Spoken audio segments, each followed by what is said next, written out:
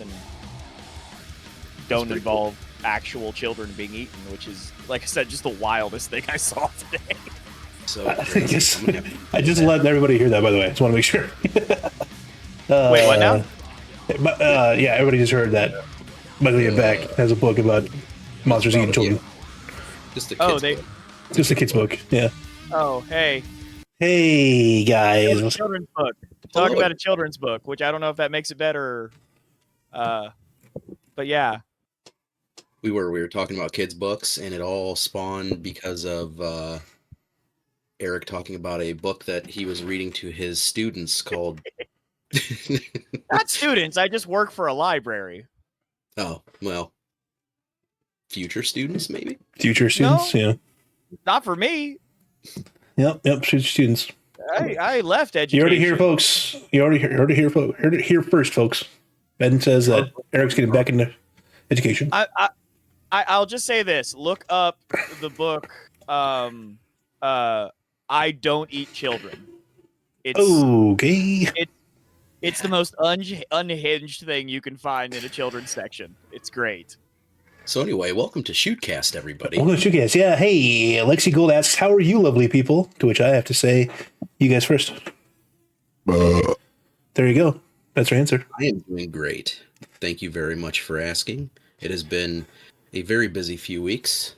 I thought I was going to be a little more exhausted going into this, but I'm feeling pretty good about it. Sorry, I'm a little behind again for the show, but we're making it work. I think you've earned a little bit of leeway with the shows, so I think you're good. Oh, perfect. Yeah. Perfect. So what's on the agenda tonight? So we're doing we'll probably just talk a little bit about the shows and about Master the Meta, right? Yeah. I'm just saying, I do think it's a little messed up that, Ben is paid to provide feedback for everyone and he didn't this past series of shows. Oh, that's because I'm doing it tonight. Yeah. I'm doing it right here on the show. I've got my notes laid out right here in front of me. We talked about this, yeah. Ben has paid hundreds and hundreds of pennies a month and he really slouched on us this past couple of weeks. Hundreds and hundreds of pennies. Nice. It's fractions of a penny. Yeah. Well, get that bag, yeah. Penny.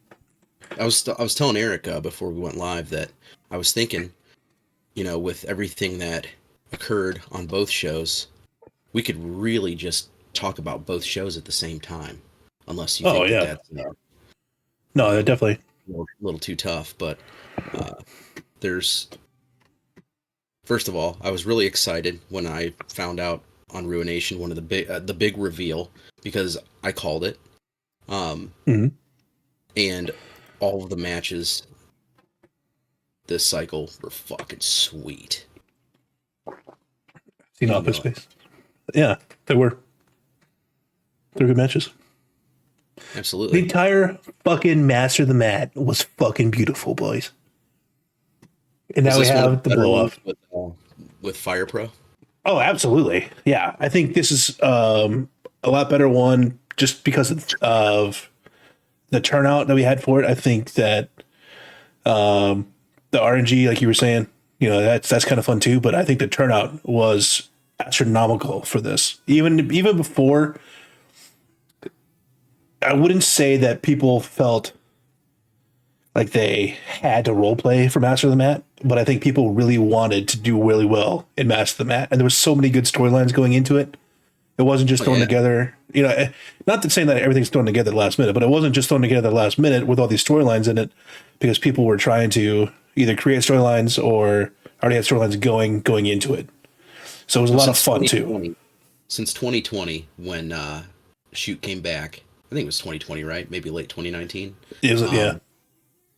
They've only this is the second time that they've done Master of the Mat, right? That we've done Master of the Mat. Ooh. Since coming back. Third. I feel like it's been more. Yeah, third. Josh answered that question. Thank you, Josh. Yeah. I was happy to see that he's here because he hasn't really said much. Oh yeah, he's here. He's on standby if we need him for anything, which is why he's quick to respond. So he's our historian at the moment. I like it. I like it. But yeah, no, I agree with you. The storylines were great. It connected to everything. There was so much going on with every single match. It didn't matter. You just didn't have a match that you were like, it's going to be one-sided. It wasn't. Well, Fire Pro really helps that, but even storyline, angle-wise, fight-wise, it was great. And, it's only going to get better because we're heading into the finals, which I'm not in. Neither is Eric. Nope. No, I'm not. Neither is Ultima Muerte. Yeah. Yeah. I like that I had three chances to take Master of the Mat, and none of them. Well, shall we jump into Ruination? Let's do Ruination, guys. We can kind of go back and forth. Yeah. So Ruination was pretty much just the semifinals, right? There was, I guess it was a couple singles matches, if I remember right, or a couple of quarterfinals was Ruination. Oh no, so it was all just Master of the Mat. That's right. Revolution had like the determination matches and stuff. Yeah. Right. They had the two semifinals were on Revolution. Yeah. All right. So we opened up with the Brass versus the Wild Ones, which I did not see it going that way. But again, the Brass comes through. Yeah, you just we got a little shout out to Scotty Barnes. You just don't want to mess with the real deal, first of all, and a witty Britishman. He's British, right? Eddie. Yeah. You just don't want to mess with these guys, man. You're just asking to get sent back to South Philly, So, but yeah, no, you're right. I did not expect it. With the Wild Ones they're hot right now too, but the Brass kicked their ass. It's a little bit of politicking, if you ask me. No, I'm just joking. I don't think that. Yeah. No. I think it would have been cool if the Wild Ones did win this one, just to kind of get that little boost with the victory over the team that they had been talking shit about for for the last 2 weeks and such. But I think it also is very cool that the brass moved on into the semifinals.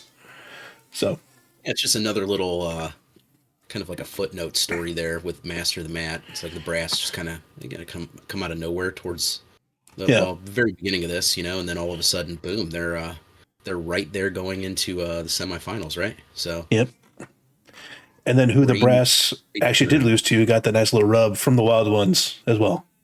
Just saying. Yes, indeed. So. Indeed. I'd like a nice little rub from the Wild Ones. Me too. Heyo. From Cornbread McStuffins. That one specifically. McNelson. Yeah, I think it's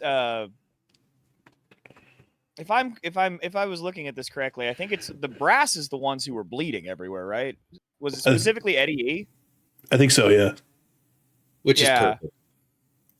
I can't fully tell on Real Deal because he's so like tan. But gotta love all the weapons and around, and despite all that, the brass pulls it out. Pulled it out of their brass. Look at that. Yep. Pulled it out of their brass. Nice one. Hey. Seeing what Bowden's saying here. Oh, yeah. So Lou was bleeding too, because when she got put into a corner and when she got dropped, her face left the spot. So Lou was doing it too. So it was Eddie E and Lou. Okay. It is perfect though that. Wow, I do not see the blood on Lou. Oh, weird. Oh well. Yeah. It is what it is. Probably a lot of it was Eddie E, but Lou wants that. Hey, I was busted open too, bud. So we'll give it to her. Yeah, if Danu wants her character to be bleeding, then her character's bleeding, man. I don't make the rules. That's right. The brass win and they go on to face Hex, which is whoa. Oh, wait. Spoilers. Jeez Louise, man. I did, didn't I? I spoiled them. Well, it's not even a spoil at this point. No, it's not. You're right. Fucking Collins is. No, I'm joking. I want to. We can talk about that when we get there. Absolutely. Sorry. All right, cool. No, you can. I was excited because it's like it's the big dog versus Hex. It's like I love how it all unfolds. Are we moving into the Butcher segment? Because yes, we are. I want to quote a movie. Let's do it. In reference to this Butcher segment. Baptism.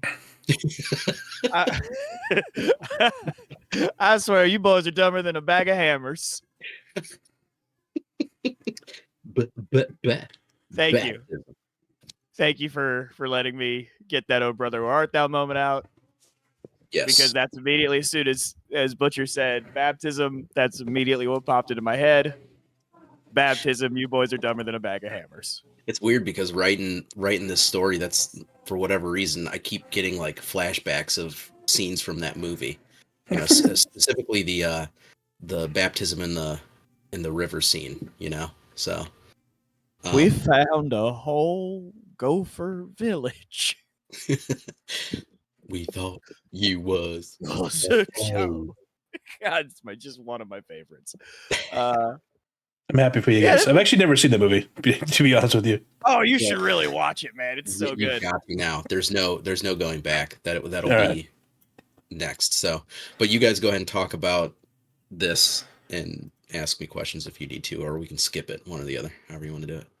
No, I like how like giddy Evil Butcher is about being evil. Yeah, he's just having such a good time. It's hard to not like root for him a little bit.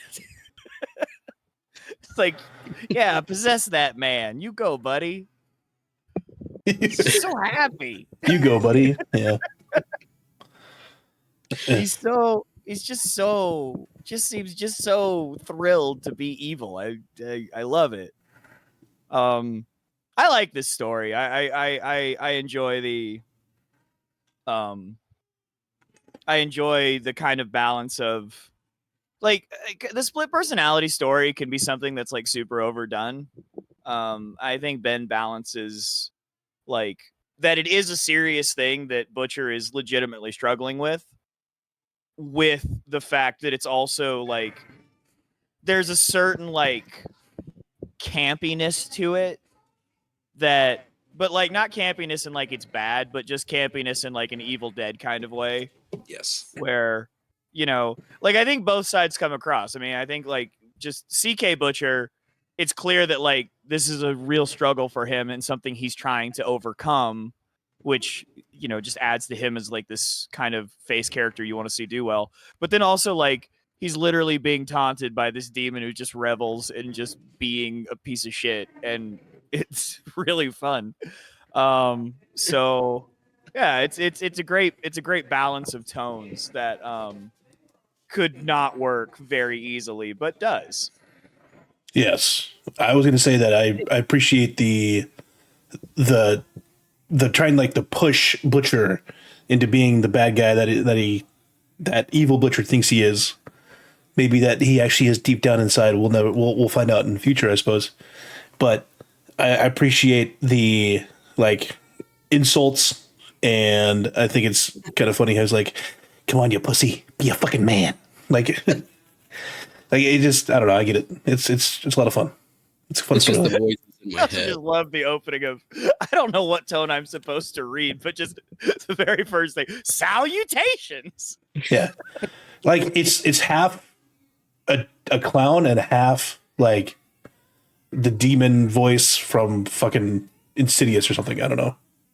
Yeah, You know, a little love bit it. like Tim Curry Pennywise, just like a touch. yeah, I dig He it. gets a little. He gets almost kind of ghetto. He's That's like, it. "Oh, fuck." You That's a wouldn't know you're great that call. Actually, I will go with that with Tim Curry's Pennywise for sure. That's how I see it. great. Well, more weird stuff to come from this, but I appreciate your guys' thoughts on it. So Yeah. we'll definitely have more, and Ultima Muerte will be. Oh man, I'm next excited story for that. moving forward for a little bit. So Yeah. Excited for it. Okay. oh, we've got all kinds of crazy stuff we can do with that, buddy. Yeah, I know. I'm gonna blow people's minds. Anyways, Izzy Sia versus NC-17 in the quarterfinal of the Master of the Mat. Forget which way we went with this. I think a lot of us went with NC-17, right? Yeah, Might I have think gone that with was- my girl Izzy Sia, but You did. That's right. You were the one that Yeah. went with Izzy, but we went with NC-17. NC-17 is kind of the goat of Master of the Mat. Yeah, dude. Like the way the wins he's been picking up, and like Listen to. the way he's been picking them up, it's just like yeah, I honestly think NC-17 is kind of the goat of this, and might be my pick to it is. I'm not crazy. It's NC-17 versus Kincaid in the finals, right? That's 100% true. Yeah.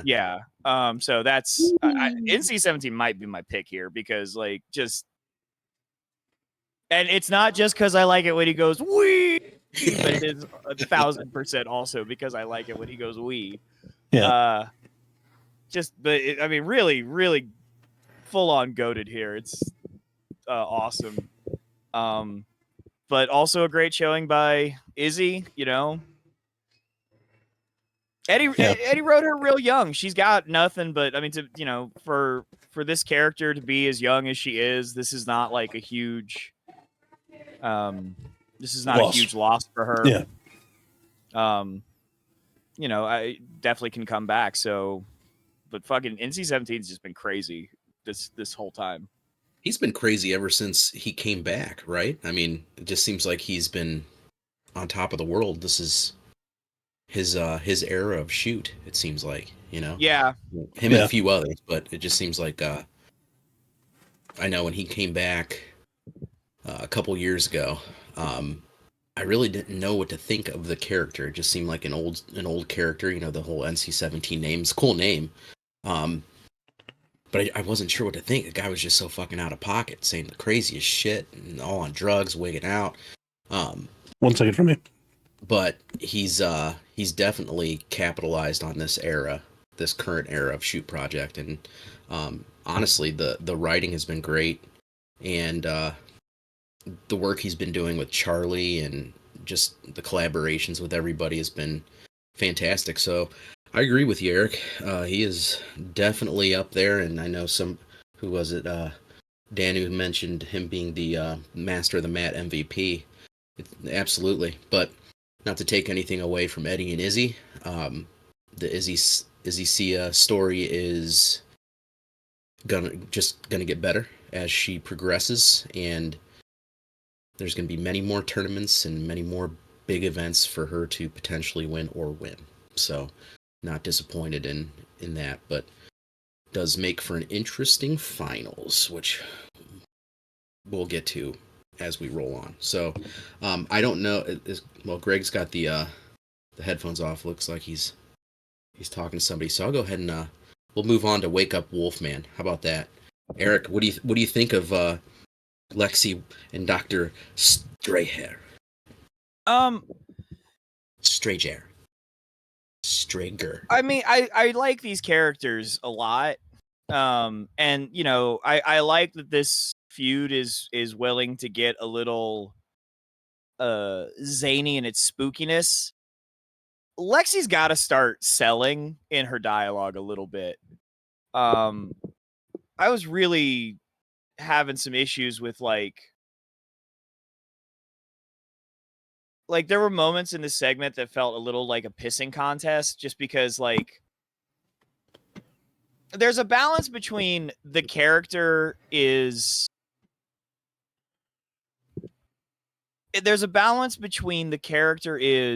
a badass and the character is just never going to give a shit about anything. And with the way Lexi was responding to some things, I was beginning to wonder if the doll even mattered. And I wasn't really feeling like some of the descriptions of the action indicated that, you know, that Lexi did care about this doll. And I don't care that she cares about a doll. Like, whatever. That's some wacky spookiness that, you know, you can play with. I had a character who did that, for fuck's sake. Like, that's not an issue. I don't care what you care about. But it's just like I got the impression I was supposed to care, or I'm sorry, I got the impression that she was supposed to care about this doll that Strayer was holding. But something about like the way she would just respond so nonchalantly to everything wasn't selling that. And if we're kind of okay with kind of jumping back and forth between shows, I'll go for it. I was just about to say, kind of, now that you say that, I kind of felt that way about the Revolution segment in a sense, right? Because then like she has this moment where like Wolfman breaks free of chains, and it's this horrifying moment. And I'm not saying she has to like kowtow and like tail between her legs, but just like the way like she's just like kind of fine the next show really kind of like lessened this moment where Wolfman does a spirit bomb. She gets voodoo twisted and then gets like tossed several feet across, and it's not fun. And so, and I don't mean to sound too negative here. I just because I do like the Lexi Gold character a lot. That was my dark horse for Master of the Mat. And I do like, I like the Wolfman character a lot too. And there's a lot in this feud that I think is interesting, but like, I don't know, like I need to see Lexi Gold like have some reaction to things. So is this Lexi's first like big storyline as this dark Lexi Gold character? I'd say so. Like at least her biggest drawn out. Okay. I mean, yes, but she's also had like 2 world title shots and things like that in this heel run. So it's not like it's not like this character in this incarnation hasn't had like big moments. And like she did that thing to Laura where she cut her hair, which I thought was actually a really creative like way to do a heel attack without just being like, I beat you up. But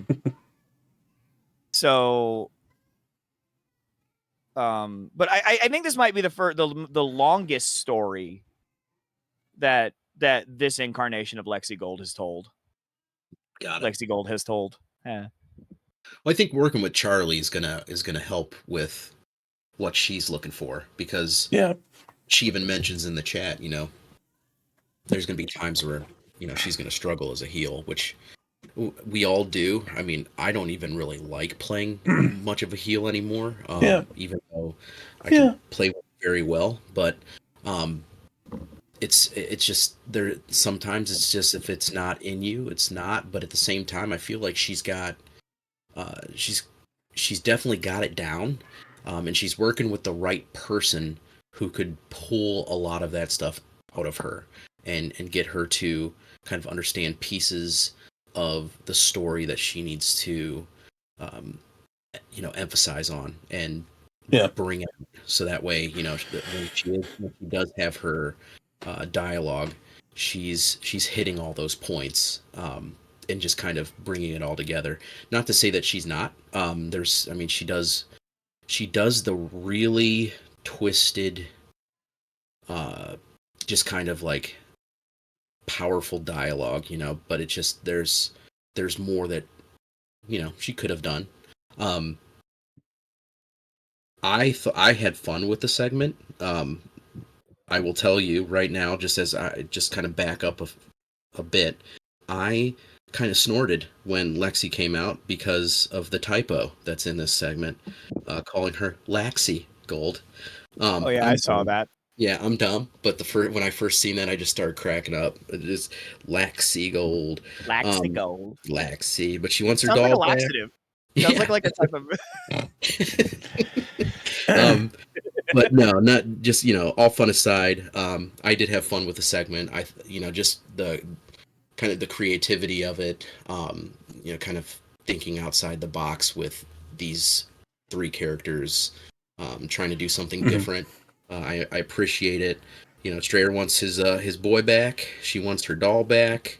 Trying to get a fair trade here, but here's my favorite part about this whole thing is that the only thing Wolfman needs in this world to wake up is a nice fucking pop from the crowd. Real face move. Nice, just give face that Wolfman. Yes. Yeah. And I thought that was great. The voodoo stuff was wild. I can't remember what movie was it that when I was reading, just kind of the descriptions of the doll and what it was doing to Lexi, I kept thinking of a movie. Now I can't remember what it was. I'm sure somebody will bring it up at some point. Annabelle? No, I don't know. No, I've never seen that movie. Wow. But no, then going to Revolution, we've got our matchup, Wolfman and Lexi at Master of the Mat, and that's gonna be baller, a banger. Yeah. So hopefully he doesn't get thrown like a rag doll into the crowd or anything like that. But right. I just want to make sure that Chelsea knows that we're not trying to get on her. I constructive criticism. Really not. Absolutely not. I like the character, and I agree with Ben that Lexi does a really good job with the imagery of the things that are supposed to make Lexi creepy. She plays all those parts well. I said, I just thought, and actually a comparison is because Charlie pointed out that it's kind of hard. He gets why it's tough because Strayer is also a creepy motherfucker, and he's also going to try to be a creepy motherfucker. But I would say that the contrast there, where Strayer is literally desperately calling for the crowd to help him get his Wolfman back, showed that Lexi kind of had him a little bit, and I could feel that. So the creepy imagery stuff is good. It's just if we're trying to indicate that a character cares about something, they've got to react, and that's all. It's a cool character, and I like the character a lot. Right. I agree. Well, we've got the obstacle course. The next segment, which I was talking to Eric before this. I'm not going to get into what we were talking about right away, but first of all, I fucking love Lucha Fitness. How can you not love this tag team? The loud suits, the standing too close to Mary Kelly. You can just feel that Spanish machismo vibe coming from Maximo, as you're reading that part of the segment. But I was excited to see the Coltons come in on this, and just Kid Lucha and Maximo Physico they just crack me up. But I was hoping to see a nice little tussle, but no. Maximo uses Mary Kelly as a shield. What a bastard. So can I give you a little behind the scenes on that? Go for it. When me and Luke were writing this, Luke had Luke was kind of road mapping it, and I was sort of filling in parts. And he was like, Maximo runs or throws Kid Lucha in the way. And when I changed it to he throws Mary Kelly in the way, Luke was like, "Oh, you fucker." No, that was perfect. But yes, and then they skedaddle. The Coltons are hot on their tails. We've got ourselves an obstacle course, and it moves into Revolution. Now this is what the conversation that Eric and I were having before the show. It's fucking hilarious that they are still running from the Coltons. The Coltons are still chasing them on Revolution. The show that's supposed to be the next day, which is how it was supposed to be. So it is canonical. Yes, it's canonical.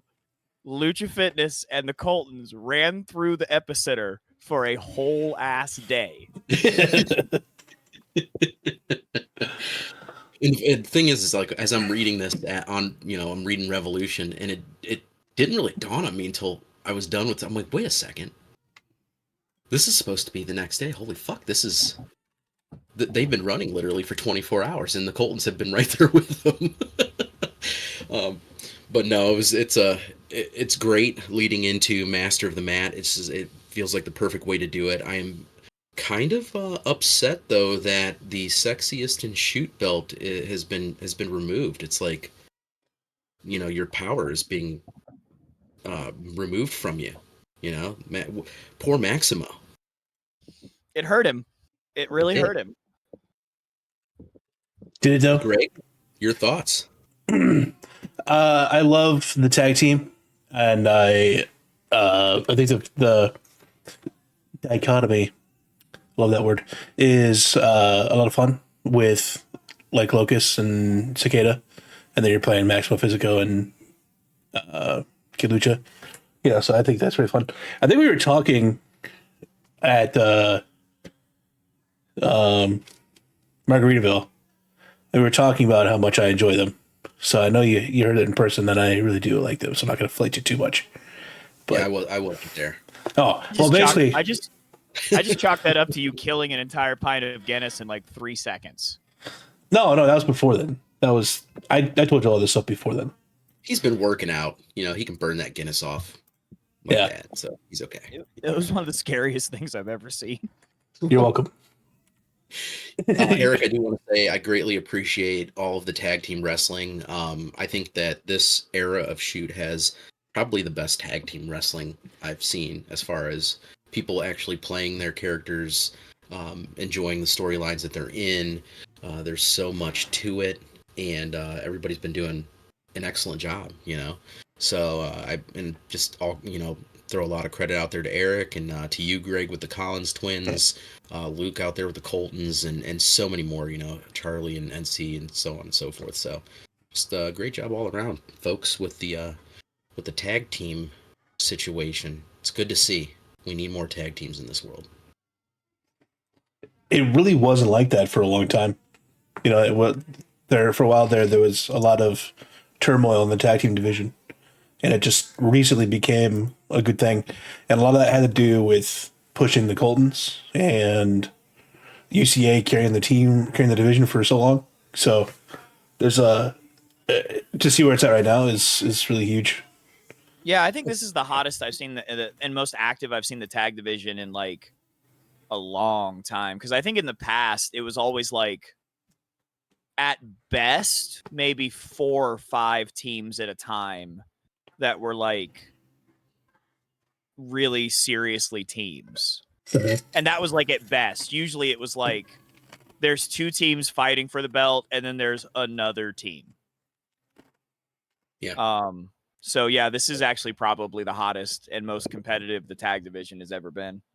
Well, I think that's what everybody deserves. It's just an evolution of what Josh and Eddie and all of us have really been kind of fighting for over the last handful of years. I don't throw myself into that equation at all because I have had one really bad tag team that did not last at all, but maybe a good cup of coffee. But everybody else really fucking rocks it. What's that? So who? The two fat Germans. Yeah, I don't even remember them, to be honest with you. Exactly. Hey, is that the team? Is that the team that Greg, when you and I were feuding in Rain, and we both had a match where Cicada and Ultimo Muerte both had like a handicap match? Didn't one of us face that team? What was the team's name? I don't remember. It was Mortar Wiener Racket, which I think is like murder wiener missile in German. God, there was like a German team that one of us faced. I don't remember. I don't think it's that one though. That's amazing. I saw Greg's belly laughter in that little box in the right-hand corner. Yeah. Anyway, taking advantage. The Mighty Garuda. First of all, Wolf Totem is such a great song. Oh, we skip over. Are we Yeah, skipping over the?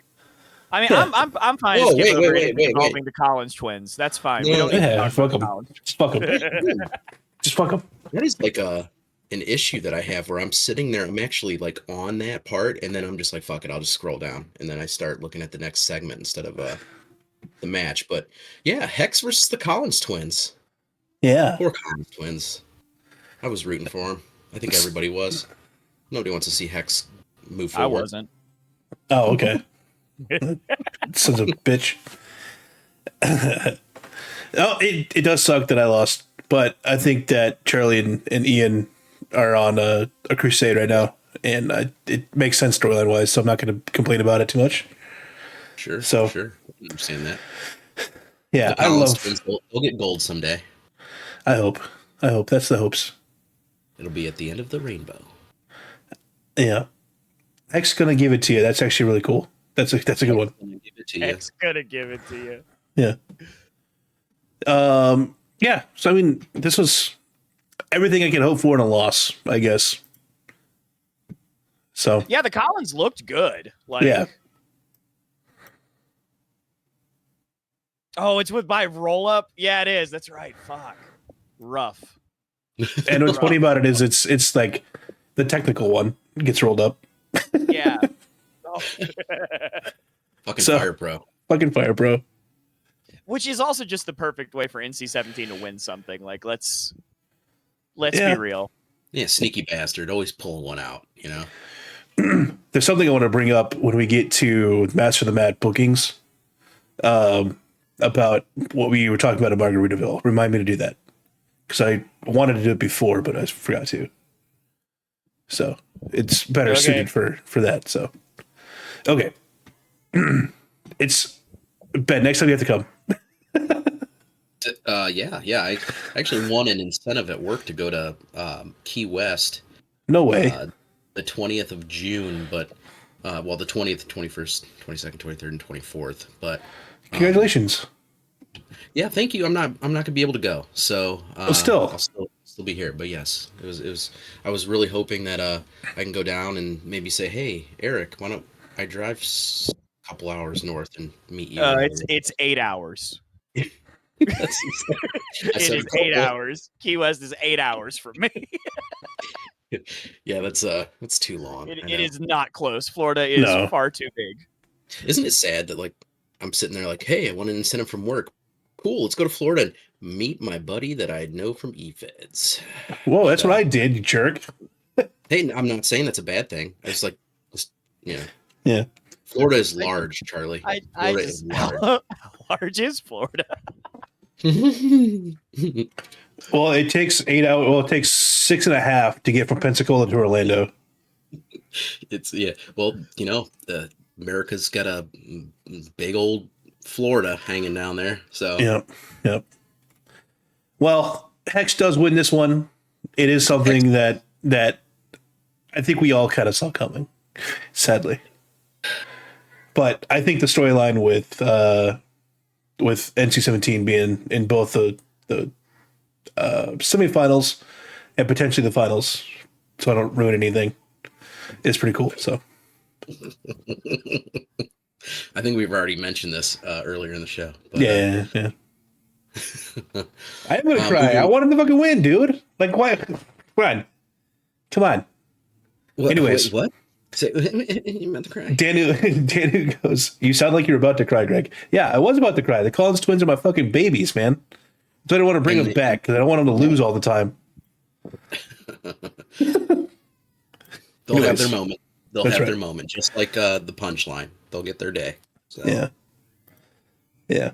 Let's talk about the mighty Gyarados. The mighty, like you were gonna say, Wolf Totem is fucking baller. Yeah, it's definitely a ballin' song for sure. It's really cool how Moritzen evolved from a Magikarp and is now able to do Hybrid Beam. What is that real? Is that the basis of this character? Yeah, he was a Magikarp. So wait, a Magikarp or a magic card? Magikarp. Both. Yes. Magikarp. He was a magic Pokemon card. I didn't catch that the was a Magikarp. Okay. Yeah. Yeah, sorry, I said the mighty Gyarados. Because I'm over here thinking he like tapped 15 mana and like summoned the mythic rare of the mighty Gyarados man. Or something, you know? Last Master of the Mat when he could only do Splash, really not great. I'm sorry. We'll get to the part where we actually talk about this segment now. Let's do it. Let's do it. Yeah, this was a fun little like kind of out of nowhere segment where like because I remember the Felix Mullen connection to Mr. Ho when Moradin was in Rain, and I thought it was cool to see this come back. A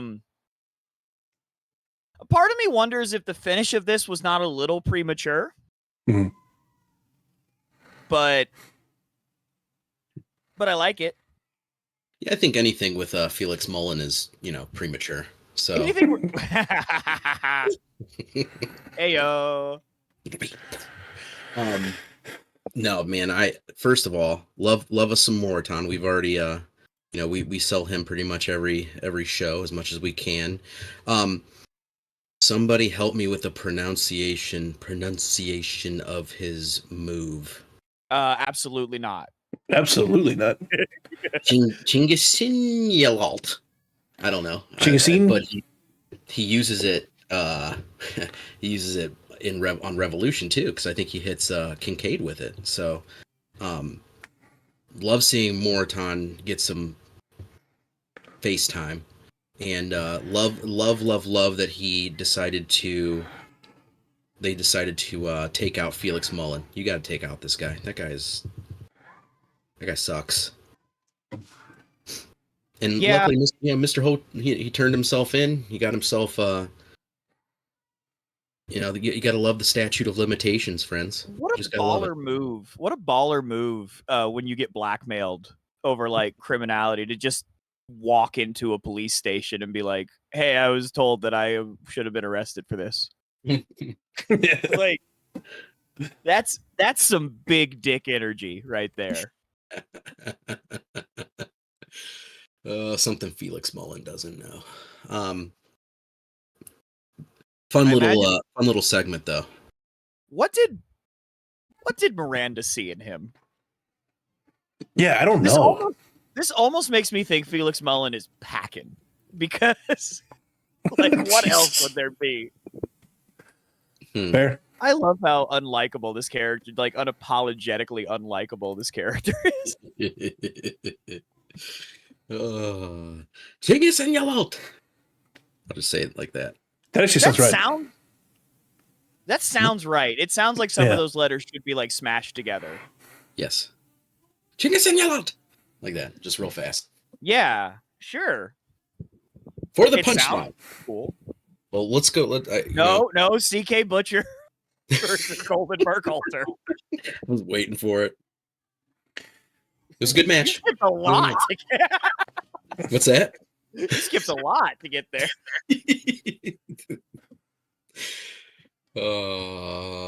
CK Butcher versus Golden Burkhalter. Good old the new Aeon.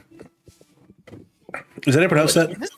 This is a pretty big. I feel like even though Joey Burkhalter is a young character, I feel like this is a pretty big win for Butcher. Ooh, yeah, I didn't really expect to win this match, to be honest with you. Well, no, not especially within a minute. He's got you bleeding with that dirty boxing move, which I also use, which is everyone should just use it. Yeah. If you want a move that brings blood, it's not a weapon move. It's not one of the fork moves. It's the dirty boxing move. Smack him upside the forehead. God, Butcher has so many good, like... Butcher has so many good... Butcher's build is like the best of like Taz and Daniel Bryanson. Actually, yes, that's a good comparison. I was thinking to myself, like fucking CM Punk with all of his arm submission moves. But yeah, that's As good. someone who like has a weird hate on for CM Punk, I will never compare anyone to CM Punk. No, it's fine. Yeah. It's funny because Eddie and I think spent like a whole half an hour just kind of going, okay, yeah, we'll do this one, we'll do this one, we'll do this one. Sure, yeah, let's go with this. Okay, cool. Nice. Yeah, it's a really good build. He's recycled like I think he's been built like 3 times over the last 4 years. So if you're not constantly redoing your character, are you even playing Fire Pro? 100%. Yeah. Dano asked, who was the old Aeon? It is a good question. I think that what was that Joshua Breedlove? Oh, maybe. Did Joshua Breedlove call himself the Aeon? Or I don't know. I feel for some reason I feel like that would be why Burkhalter would call him that, but I might have missed that. Or Eric, well, Josh says no. Yeah. So, but I mean, he can still be the new Aeon without there being an old one. Yeah. 1 second. So Diamond Del Carver. Is that who it was? That's the old Aeon. I don't know. I just wanted to say Diamond Del Carver because I don't think it's no, but I love what Eddie's doing with Burkhalter though. You got to give Eddie a round of applause. That hit, dude. What a fucking asshole. That character is such a dick. I liked this take on it. I especially like that when Butcher offers his hand, it runs through all the obvious things that could happen, and then Burkhalter just kind of goes, "I'm not happy about this," and leaves. And I feel like that's very in character, and I liked that a lot. I threw that out to Eddie, and he was like, "Yeah, just let me see it, and we'll be good." And he never said anything about it, so I guess it was okay. So, cool. For the punchline. Hey, bye. Let's sell TJ some more. I mean, does Stray Cat give birth to kittens? What? The Stray Cat gave birth to kittens. Oh yeah, that's one of them. Hurdle the pit with the aid of a long pole. Take the match and strike it against your shoe. Also, bye. As much as we make fun of Ryan Samuelson, I said Daniel Bryan earlier. Now I'm like, I said Daniel Bryanson earlier, and so I'm just really fucked on Sons, which isn't even his name. I said his name wrong. Which is Brian fine. Danielson, Daniel Bryan. Anyway, do we move on to the punchline segment? We're doing that now. Yeah. Let me just touch on the post match there. I think it's really interesting with Burkhalter that he is like healing it up when the Empire is like trying to be like faces. Yeah. You know, so I'm really interested to see where this goes. It's really cool. Yeah, it's interesting. It's kind of interesting because like there is like this aspect of like, I also this show realized there were more people in the Empire than I thought. I didn't realize the Collins were part of the Empire. I missed that. Yep, me sure did. That was like a 3-week thing. Yeah, Jack. Yeah, Jonathan, I know. I Marty just Steeden, didn't read that. the I Collins guess. team.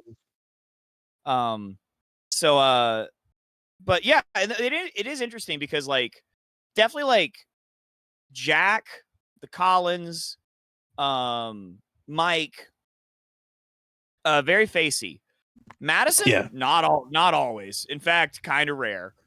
And then yeah, Burkhalter's kind of a piece of shit. So I'm hoping that it boils down to like a Burkhalter Breedlove come to Jesus moment, you know? I mean, Maybe where this is I going. I almost feel like this isn't even like, you know, it's a stable, but also it's not. It's kind of just Breedlove trying to establish his legacy by also being like, look at these fucking boss people I made of like various spectrum of like how this sport is done. Well, he does want to see Blackhawk pretty much, I don't know, I guess be destroyed, right? So There's a ceasefire there. Burned to the ground. Build an army. Yeah, so well, 2 out of the 3 members think that it's burned to the ground. And one of those members didn't realize the Collins twins were in the Empire. So, you know, take that third one's opinion with a grain of salt. For the punchline. Hey, bye. Hey, bye. Sorry. Yeah, these characters are fun. Okay, so I love that Ryan Samuels is supposed to be kind of like a big doofus, but like he pulls off the "I tied your shoelaces together." Oh, he's my first thought was like he's the reason he could be the reason why the punchline lost. The Seton Slayer fell. He might have hurt himself a little bit, you know? Yeah.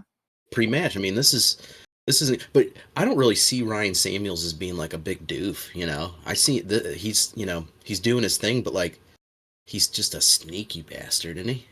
I'll put it like this. That moment felt like the Barbarian rolled a natural 20 on a sleight of hand check. Very nice. Very nice. That's what that felt like, and it was great. But how great is the punchline though as a tag team? They're so much fun. This is the best Canadian tag team since, I don't know, Bulldog Bob Brown and the Kentucky Butcher John Quinn. How's that one for a throw out there? You know, they did help. I don't know what you just said to me. They held the NWA Canadian tag team titles for 210 days. Whoa, and 4 times. They had four times, 4 reigns. It tied the the Fabulous Kangaroos for the most reigns. But the punchlines are better than these legends. But they're better than them. But it's too bad they got swarmed. So, but TJ just impresses me every fun slapstick story, one slapstick story at a time.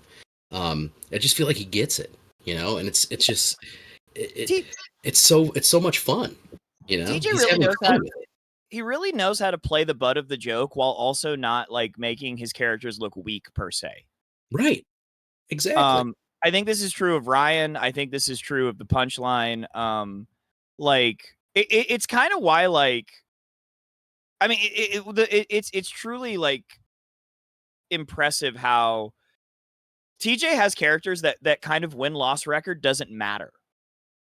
Right. Like because you always see them as viable because they're just so engaging to watch. It's so like perfect e-fetter, you know? It's like they could be on a losing streak and you still, every time they're up, you're like, yeah, they could win this. And then if they're dominant, you don't like not believe it either. I agree 100%. 100%. And I want You Got Swarmed to be a Mortal Kombat thing now. Yeah. I think it's a great idea. New breakdance movie, You Got Swarmed. Good call on that one. Get swarmed. Swarm into the streets. Can I also say that I'm not sure if we've ever had any characters like this before, so it's really cool that they're here now, you know? Yeah. I'm very happy with them. Very happy with TJ. He does good stuff. Good stuff, guys. Good stuff. So at ease. No, I'm kidding. We go to the tag team match. Swarm versus Punchline. Blood everywhere. Blood everywhere. Everywhere. My goodness. Harv is a bloody mess. Poor Harv. Yeah, the amount of blood was too much. Too much, if I do say so. No, why would you say so? Too much blood. But okay. Mm-hmm. Okay. I just want to say I was really happy that Locust took the win. Locust needed it because I think so. I was glad that it was Locust.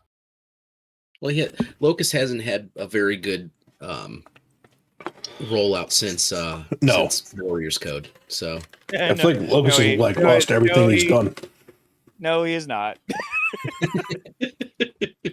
Kind of had a badass entrance at Warriors Code. I worked on this fucking character for a year before he was debuted. I agree with Lexi. Not enough blood. You guys should have been basically in a pool of blood. You're right. That top corner doesn't have any. Nope. No blood there. But the Swarm, as we know, they got swarmed. It was a good match. It was fun. It's another thing that I like about the Punchline too, and Swarm, is that the tag teams in Fire Pro are just built to be fucking badass too. So make for a good match. Again, these characters to be dangerous in the first few minutes, and every match has been 40 minutes plus. Yeah, I was just about to say, how long was that? That match was 45 minutes, wasn't it? It 46. Ends at 46 minutes. Yeah, that's crazy. That's a long beatdown.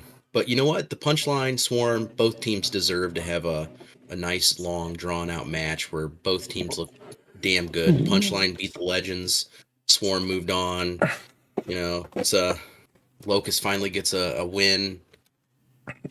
Thank God for that. Win-win for everybody. Yeah, win-win-win. Win-win-win. Except for the Punchline who lose. Yeah. And now Roy Vagina has to basically lead these guys into all kinds of crazy calisthenics to get ready for Master of the Map. True. And then, sorry, there's a lot of commotion going on right now, so that's why I was muting and did my webcam back. Okay. So it's the commotion of the ocean. Yeah. Well, we also just had dinner, so commotion lotion. That was nice. Thanks, Jess. I appreciate the dinner. Yeah. So Swarm versus the Punchline was 100% rating, by the way. Just want to throw it out there. It was a good match. So it's match of the year. Match of the year every year. Meltzer would have given it 7. That's right. If it was in Tokyo, don't want to get an 8. And then Jim Cornette would have got really upset. Yeah, for no reason whatsoever. Yeah. You can't go around naming your wrestlers after bugs. The Canadian team gets it. They just always gotta. What are you gonna? You're not gonna put the Canadians over. You'll never get over in Toronto. They don't win the pony. The Swarm's foes of the business. That's funny. Eddie's, gentlemen. Yeah, that's funny. Jack Johnson, Matt as in Seton. Let's do this. Seton. Satan. Satan. So I think there should just be a segment where Jack and Madison just have hardcore sex on the show. I think it's what the people want. They mention it it's so subtle, It's always something in passing. I think on Revolution, Madison has probably one of the best promos of the show for a single wrestler, and probably one of the best ones of the cycle for her. But even she mentions, hey, it could be us in the ring and right out of the bed. So, I don't know if that's going to happen. But then again, sometimes I say that, and Josh is just like, "No, fuck you, Ben. I'm gonna do it, and I'm gonna write it." But probably not that. But maybe so. Who knows? You might get what you want, Eric. I hope so. It's what the people want. It's not for me. It's what the people want. This was a cute. This segment was cute, and I don't mean that in any demeaning way. Like, it was just like the banter was cute. Like, I like this team is adorable. Like, or these not team. I guess they're not. I mean, they're in the same stable, but like, you know, I don't know. Like, I don't think Doob and Josh are like bumping uglies, but like, I wouldn't. If you told me that this was written by an actual couple, I wouldn't necessarily doubt it. That's crazy. That's crazy. You just said that. It's authentic. Yeah, it is. That's good writing. Good slice of life. Charlie in the chat, dear Shoot House, I never thought it would happen to me, but Doob and I have been writing the relationship for over a year now, says Josh. Yep, that's true. And that Seton segment that I was talking about, I just realized as I was scrolling down to pick another match, I just realized that it was actually on Ruination, not on Revolution. Oh man, I'm starting to get all tangled up. I guess since you mentioned the I guess since you mentioned the segment, the Madison segment on Revolution. Was that on Revolution or is that later? No, it's right after the next match. It's on Ruination. It's the one. Oh, never mind. Ignore everything I was about to say. Oh no, we can talk about it. Let's go. Not that we don't already do that. I mean, we only have. Sorry, I don't know where that came from. I don't know, Greg. How long are we going for? Oh, he's gone. Great, we've lost Greg for a moment. We're going as long as we want. Yes. Yeah. Let's do it. So what now? So Anyway, cute segment. I like Madison and Jack are a cute couple. They're the best couple of Shoot. And Breedlove's like a nice dad. Breedlove is like a nice dad. You're right. In fact, you could say that with Joshua Breedlove having these two in his stable, he's breeding love. He's breeding. That's good. That's real good. That is a good one. Thanks. I worked really hard on it.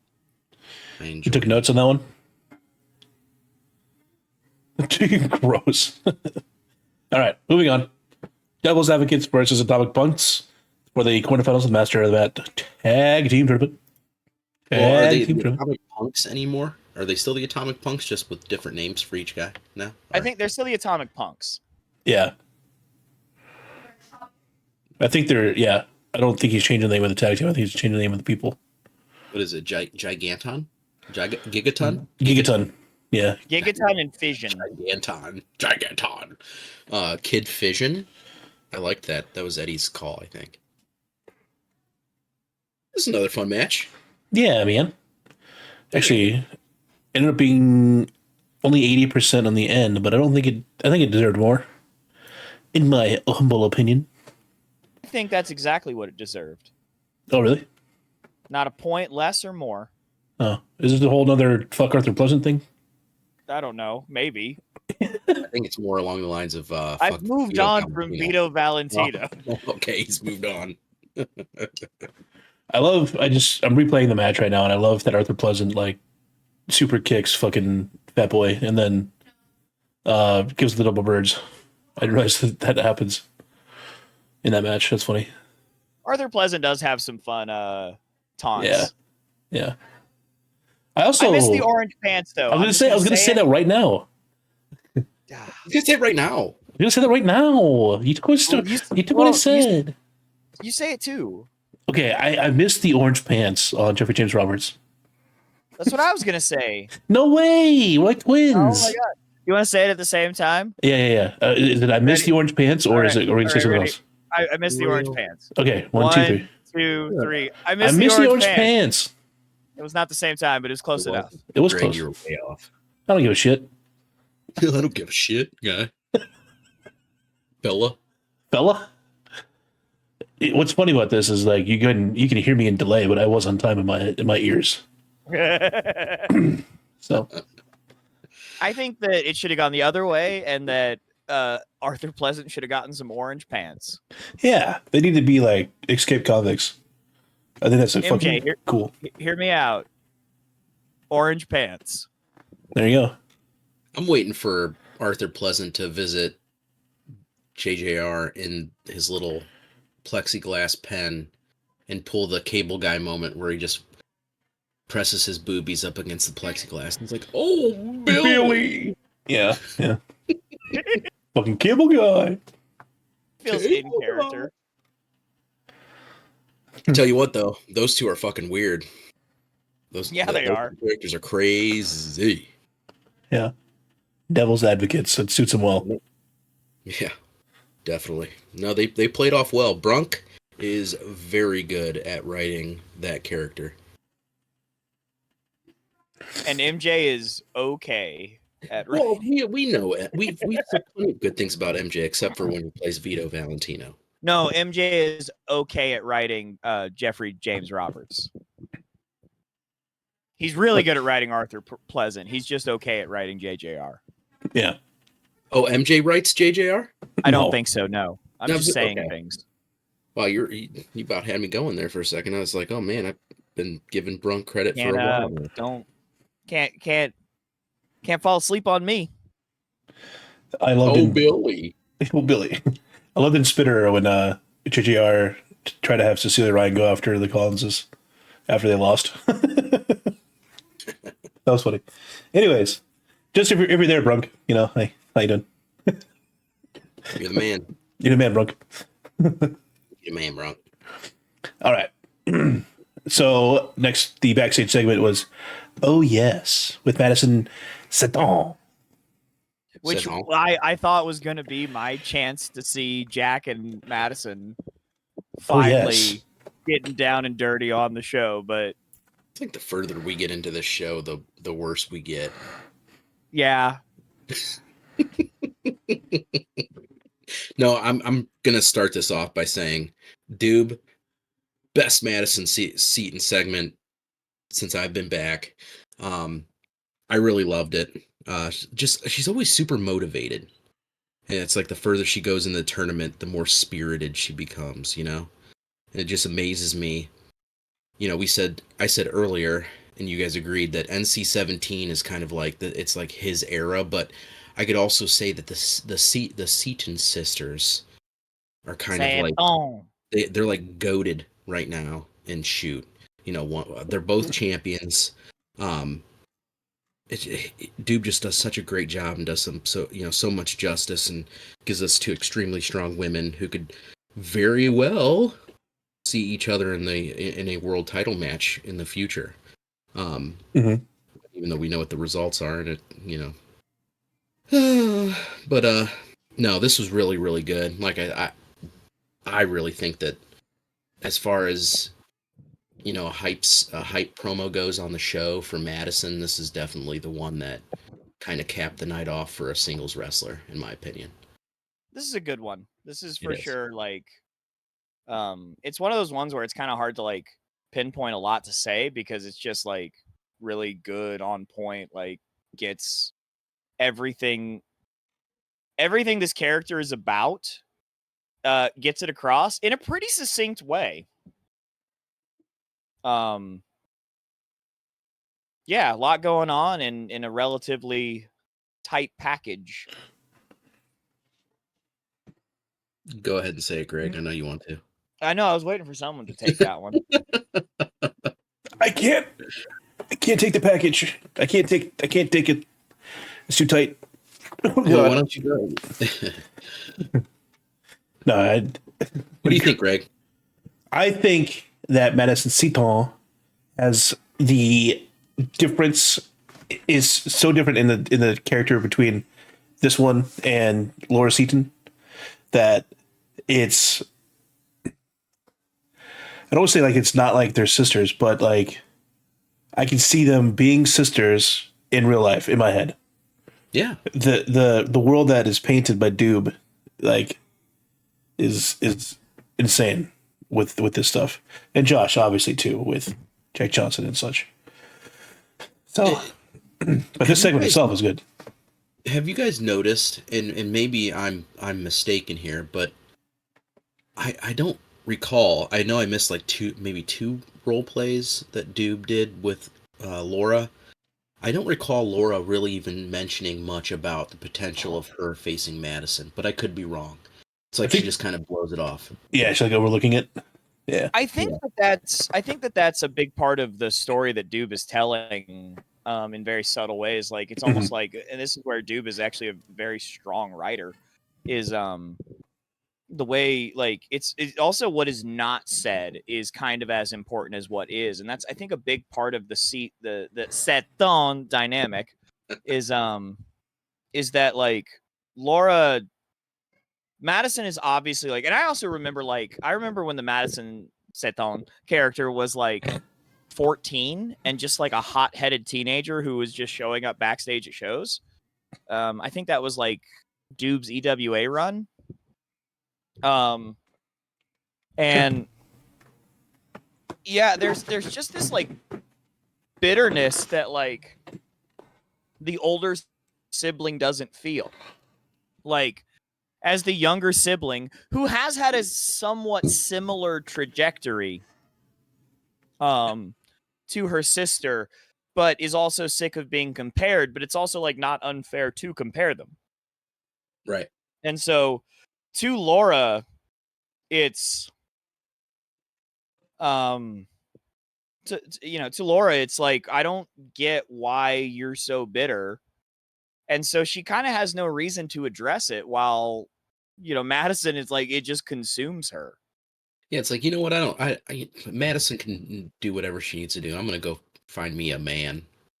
I'm going to go get me a math teacher. A math teacher. Don't date a teacher. We're just sad, broken people on the inside. I also want to point out that Duke did a good job, like with saying that Madison Seton is part of like the fever and such. Bringing up like Caitlin Clark and Aaliyah Boston is maybe a pop. So I'll say that much too. Think I want to whoop Caitlin Clark's ass when she erased my title. It's awesome. No, yeah. It was a great segment. Great segment, dude. Great segment. Great segment. Segment great. Well, it's followed up by another great segment though. But I mean, I really liked Madison's segment too. But the Hex segments, especially the Ayumi Seppuku led ones, both these shows were so good. Yeah. The opening one to Revolution was fucking cool. So good. It was I was dying. Who else was singing like Mrs. Bunker there, and singing Those Were the Days? That was that was incredible. Fantastic stuff. Yeah, Charlie's just so good, man. Just fucking I'm not worthy. How do we feel about the big reveal? I called it. You guys got to remember, I did call it like 2 shows ago. Maybe it was even last show. Yeah, I think you did. I called it. Yeah. And I think I had to sit over here like, I don't know. that would be crazy, man. Maybe not. I think I played it up a little bit too, but I knew who it was going to be too. So well, okay, yeah, I forget you kind of know stuff. So yeah, but no, I will say it was sweet, and I think I love that Chick is a part of this. Like you almost you can't overlook it. He's done such an amazing job with he's so big, you can't overlook him. Yeah.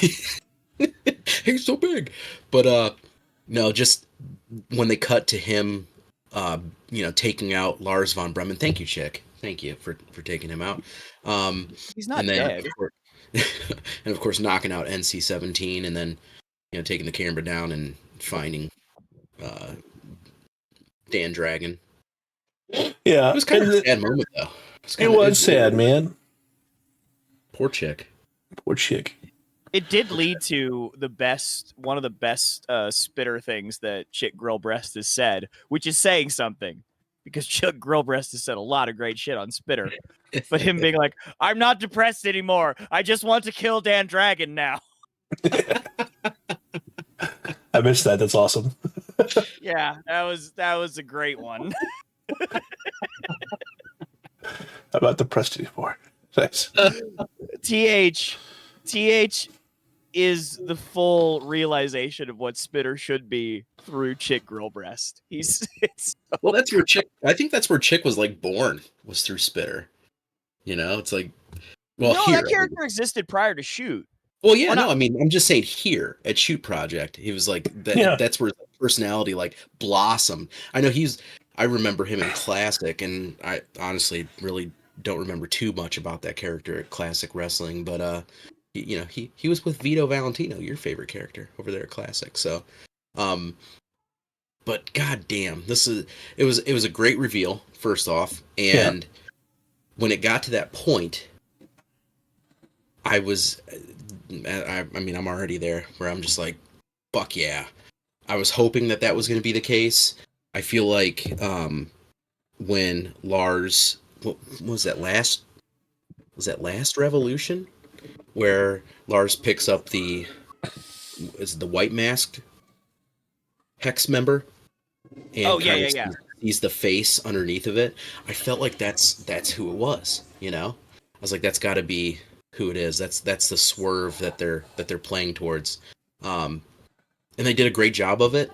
I don't know if it's Charlie putting all of this together, or if it's all these guys kind of putting the pieces together one by one. But Red Mask, thank you, Charlie. Fucking great job though, and I really liked Stein's moments in this too. Greg, are you writing those? Only given the go-aheads. Go-aheads, okay. You know what's crazy is that whenever You Got the Touch pops up, I mark out. Me too. It's a great entrance song. Fucking Stan Bush? Yeah. Man. Yep. But yeah, no, it was when the Autobots drove through that guy's eye and that song hit. Damn. Oh, well, I've said my piece on this. Yeah. So very excited. This is kind of like the not the peak, what am I saying, climax of the whole. Well, first of all, the whole dive breast and all that whole thing, but now we get to like Hex feels like it's complete now. What the hell is Hex going to do to make it worse than it was before, right? That's kind of where I'm interested in, to see where Hex is going to go from now. So yeah, I think that was my my thought after reading the opening of Revolution. You know, we got this guy called the Kingslayer. You know, now that we figured out where the dragon was this whole time and who he was this whole time. Also, that Kingslayer song by Bring Me the Horizon is such a fucking bop.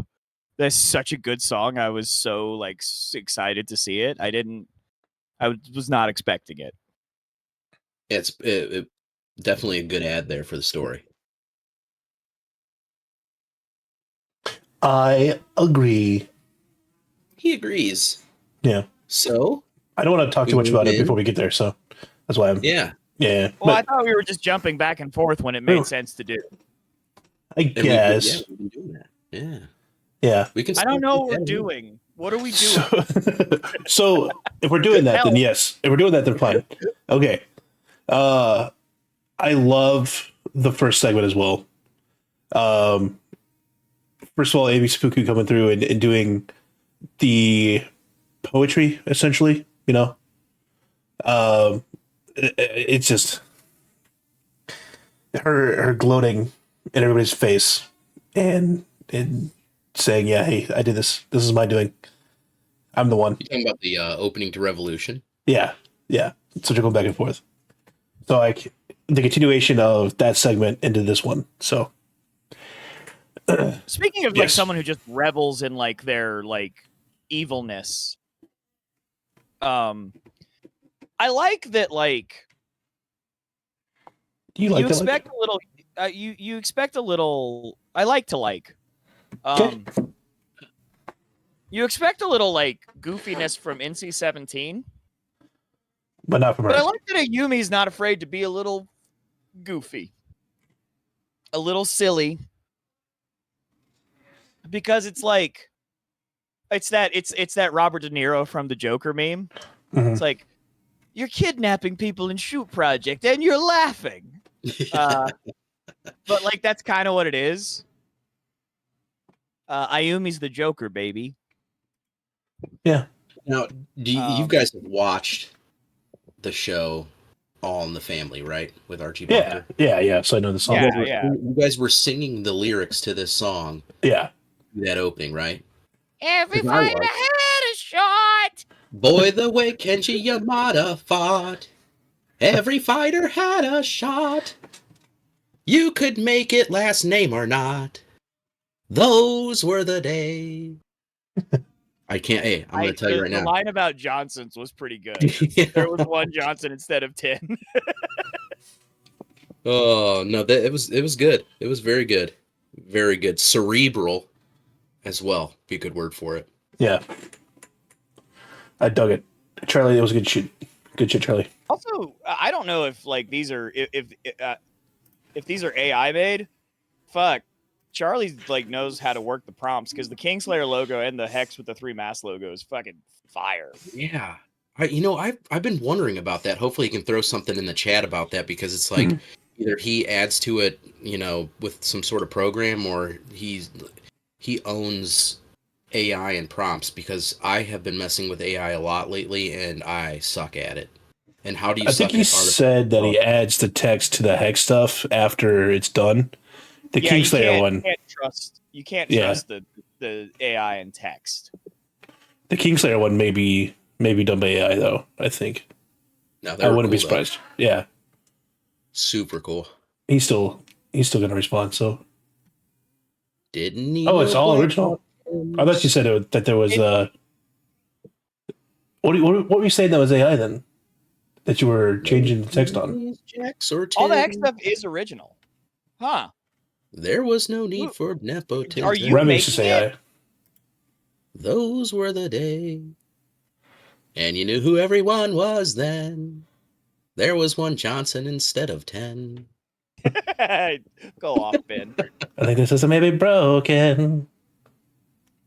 Oh, those were the days. Well, fuck. That's. I mean, I'm glad it's not AI because art is cool. The shit looks so good. It looks so good. It's too clean for e-fetting. Yeah. Going back to Ruination with Amy Spooku going, by the way, I've got a legacy to end, and then losing. It's so hard to play a heel because you have to like say these like big cocky things and then you lose. Yes. Right. So hard. It was just funny, like reading it the first time. Oh, okay, she got a legacy to end, and then she loses. After and then it has a big blowout moment in Revolution, which is fine. Didn't need to win to have that moment, I don't think, but still it was pretty funny. I mean Hex is still in like NC-17 is still moving on and they're still in as a tag team, so it's like 2 out of 3 ain't bad. Yeah, thank you, Belof. But like is that 450 splash Jack's finisher? I don't know. Because that's also what he used to put away Cicada. We have like I like that move. I know it's an AJ Styles thing, but like I like that move. I like you. Weird, I was gonna say I like your move. I like your move. It's getting late. I'm getting tired. Anyways, let's go. Frustration, perspective, acceptance, and then we can also, jump into the ending segment of Revolution with this one too. I dig this one. If there's anybody that's like what I would choose to represent us in an interfed situation, it'd be Joshua Belof. Just because I think these real well written. I was gonna say Abigail Chase, but yeah, that's a good one. Abigail Chase. Does she even wrestle? Yeah, all the time. Yeah, okay. Well, I think we can jump back and talk, and bring up what we were talking about Lexi in the beginning, and use Josh's segments as an example of, when you're trying to bring pieces together, especially with dialogue. Oh, Josh is a great person to watch when it comes to selling, but also keeping your character like looking good. Selling but saving face. Like if you want to learn how to do that from anyone, Josh is like the master. Agreed.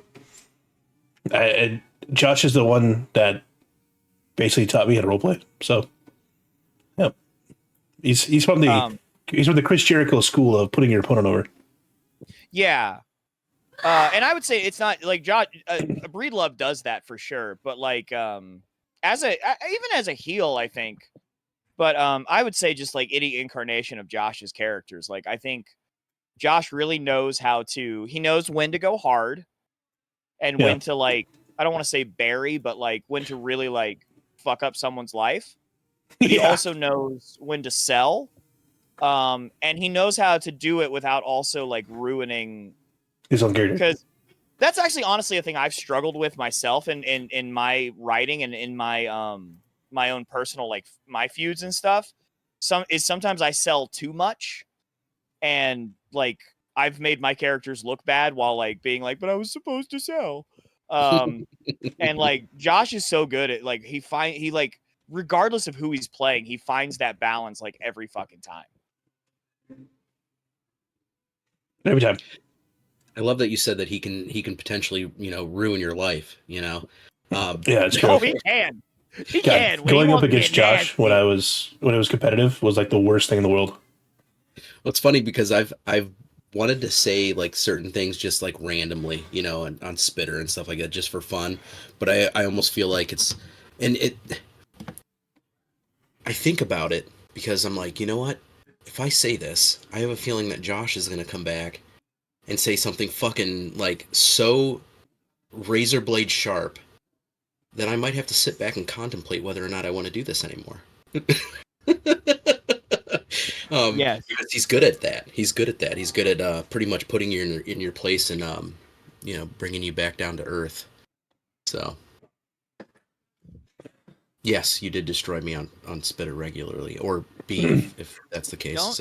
Don't feud with Jeff Hansen and Josh at the exact same time, is all I'm gonna say. Not only that, but if you value your own personal sanity. I can't fire out. Like I know the quick wit people do on Spitter. It's like I can't keep up with people on Spitter. That's why I don't play too much. I definitely do it too much. Yeah. There's a lot of people who are so quick with it. Yeah. And I know Josh is really good at it too, but I mean, it's just there's a lot of stuff that I sit back with a few people, and Greg, you're even one of them too. It's like you can be really quick at the trigger with some fucking really witty yet really like twist that blade right into my rib sort of shit, and it feels like merciless too. So my problem is I go nuclear sometimes, and I need to stop going nuclear. because then it takes everything else nuclear, and that's not good. Yeah. Oh, but anyway, yeah, no, I agree with you guys. I really like the Breedlove segment here. I really liked when Breedlove came out at Revolution and kind of brought that segment together. It was a good, let's close the book going into Master the Mat, and let's get this started. How can I put it? Shut Lindsay Troy up. Basically, let Laura Seaton know that title's that title could be his. He wants it. Yeah, it very well could be his. But damn, dude, he basically just saying like what did he say on Revolution that I was just like, and it kind of goes back to the whole, he's he can really jab you pretty hardcore. Oh shit, I'm gonna pull it up here. Yeah, me too.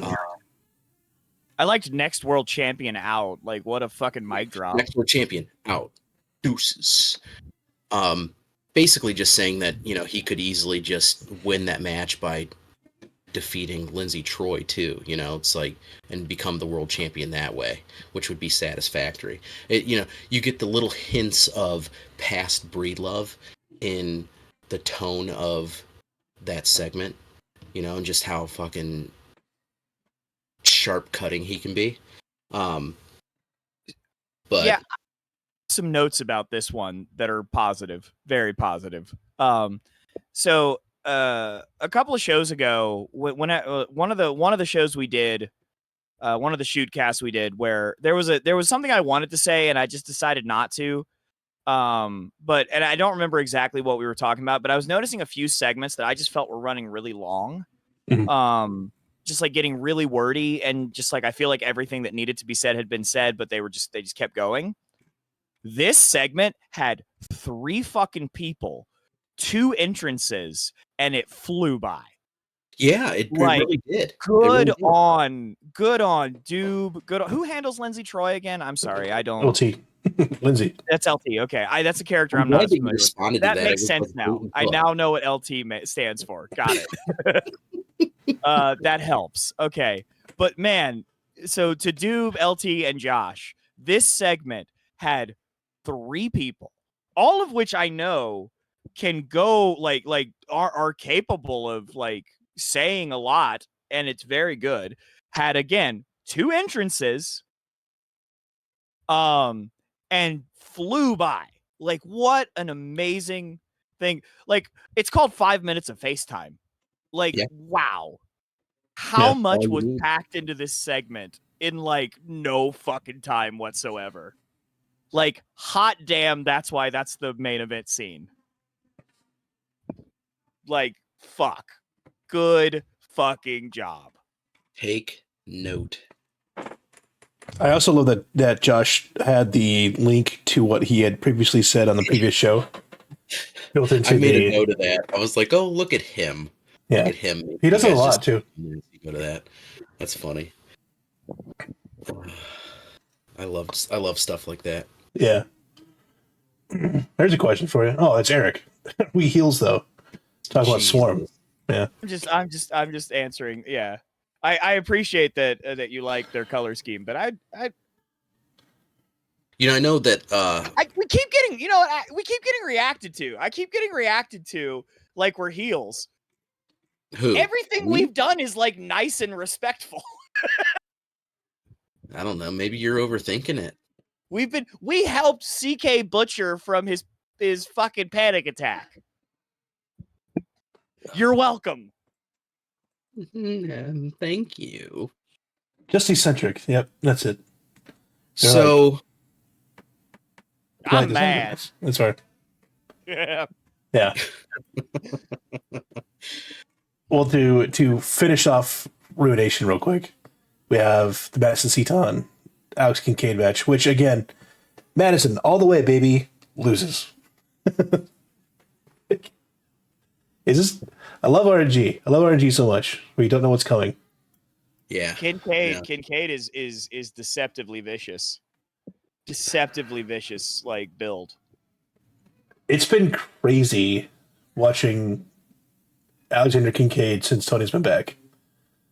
And I think we said this last episode too, but Kincaid has been on fire. Not just RNG, fire. But like in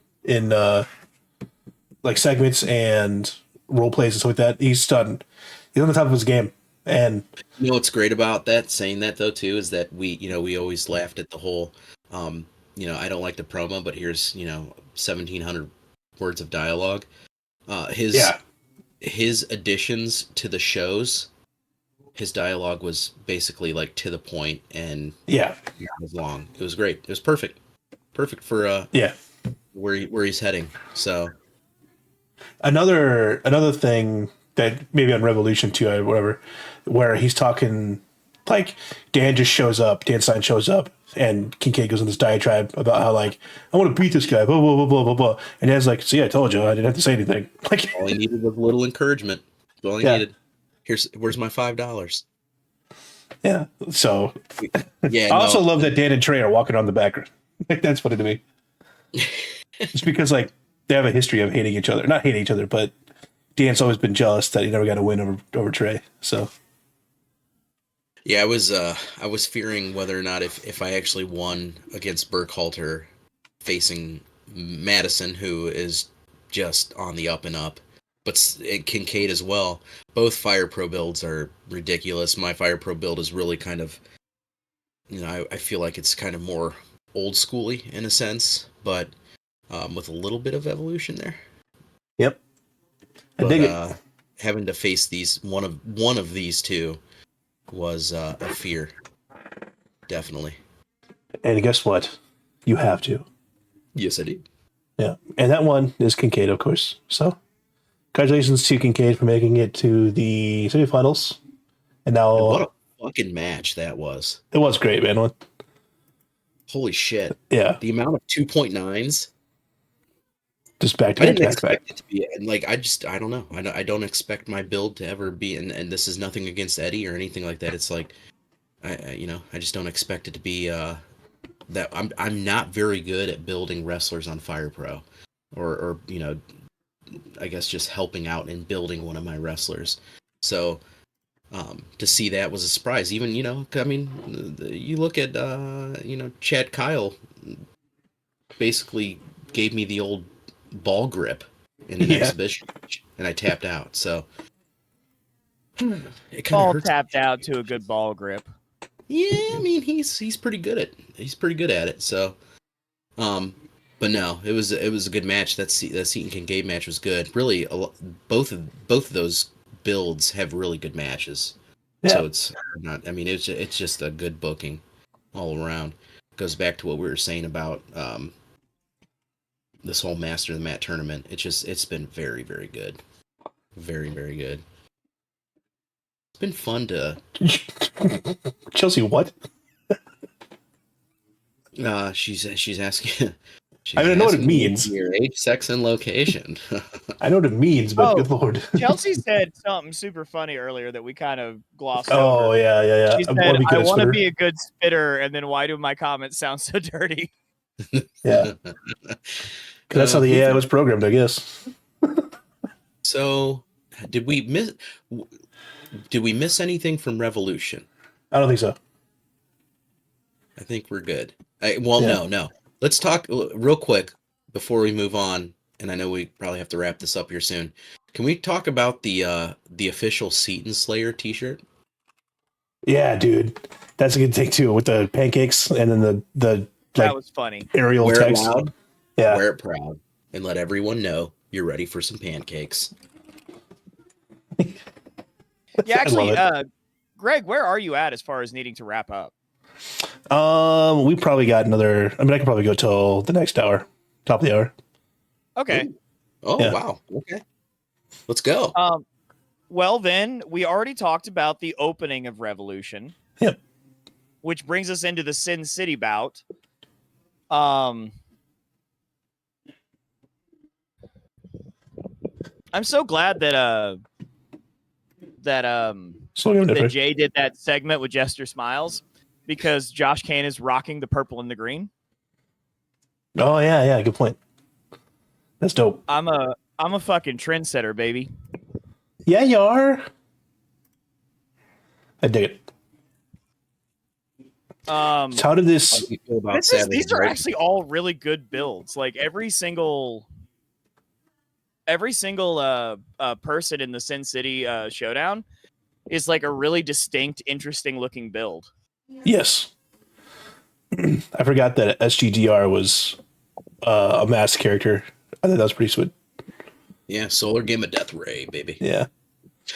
What a fucking name too. That he put out, I did not see that coming. Baller. Josh Kane pulling it out? No. The Solar Game of Death Ray role play. Oh, I don't think I read it. Oh, you're missing out. I'm tired. I'm so sleepy all the time. There it is, folks. For the next hour, he's going to be fading away. I got like several Fosters that I got to get through before I fade away. Several Fosters. Nice.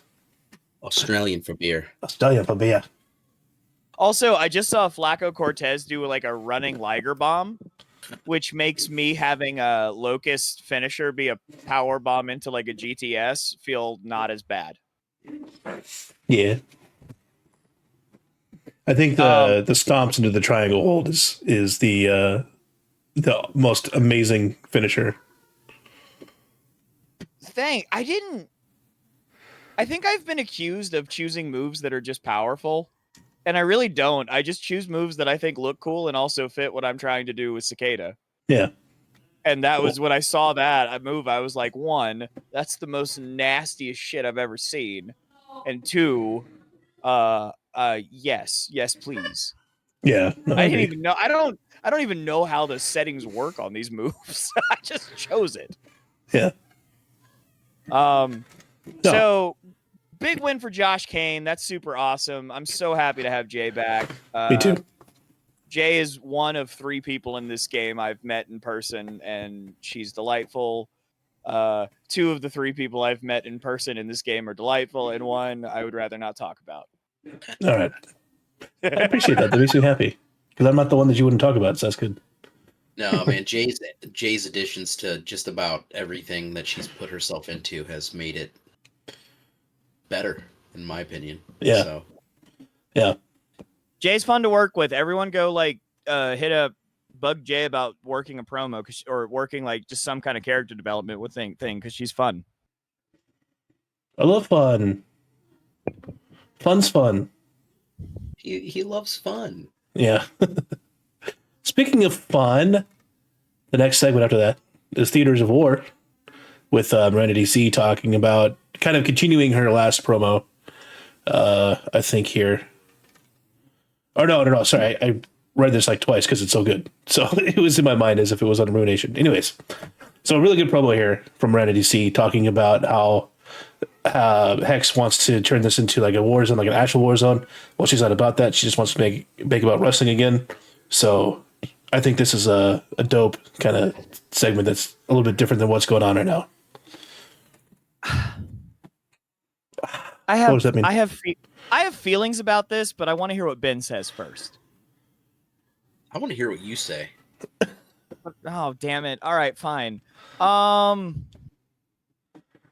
want to preface this with I've stated multiple times that I really like the Miranda DC character. Okay. This felt a little like a cop-out. Why? I don't know, just something about the oh, well, I can't really get in a fight with you guys and I got to do other things. All right, well, I got my own thing going on. I don't know. That's how I read this. Okay. And there's also like a part of me that's like, I really wish that even if it was explaining why they weren't defending their titles in their matches, because I remember that was a thing that was stated early on, was that the champions could defend their titles in their matches. It was up to them. And even if it was just saying, this is why I'm not doing that, and I'll say this for Madison as well, I really wish something like that had happened.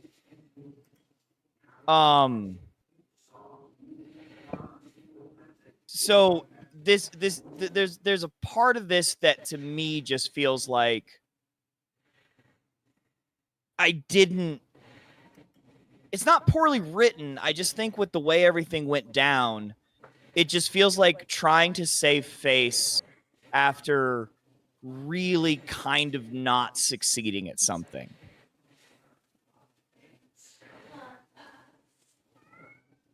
If that's harsh, if that's harsh, I'll accept that.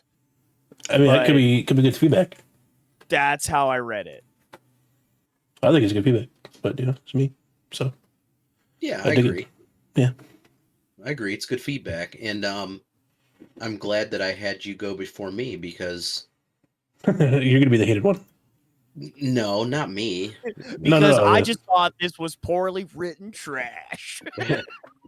No, honestly, when I read it, it kind of I it made me feel like it was more of a hype piece, you know, and it was kind of like what's the difference between being, you know, a shoot project soldier versus just like a soldier who has to get thrown out there, you know, up against Hex. You know, I'm here to wrestle. I'm here to kick some ass, you know, in that ring. I'm not here to deal with the bullshit that Hex is putting out there, you know. Um, Now, yeah, it's kind of a, I guess, I agree in a way that it's a different follow up after losing in the tournament and then coming out here and just kind of, you know, I guess like you said, saving face, um, trying to get the fans back into it, get the fans back into her, you know, get the fans back behind her. Um, I thought it did a good job of that though, because me as an audience, you know, knowing that Miranda really hasn't said much since the loss up until now. As she said, she's hot. She's not very happy with, you know, what's going on with the whole Hex situation.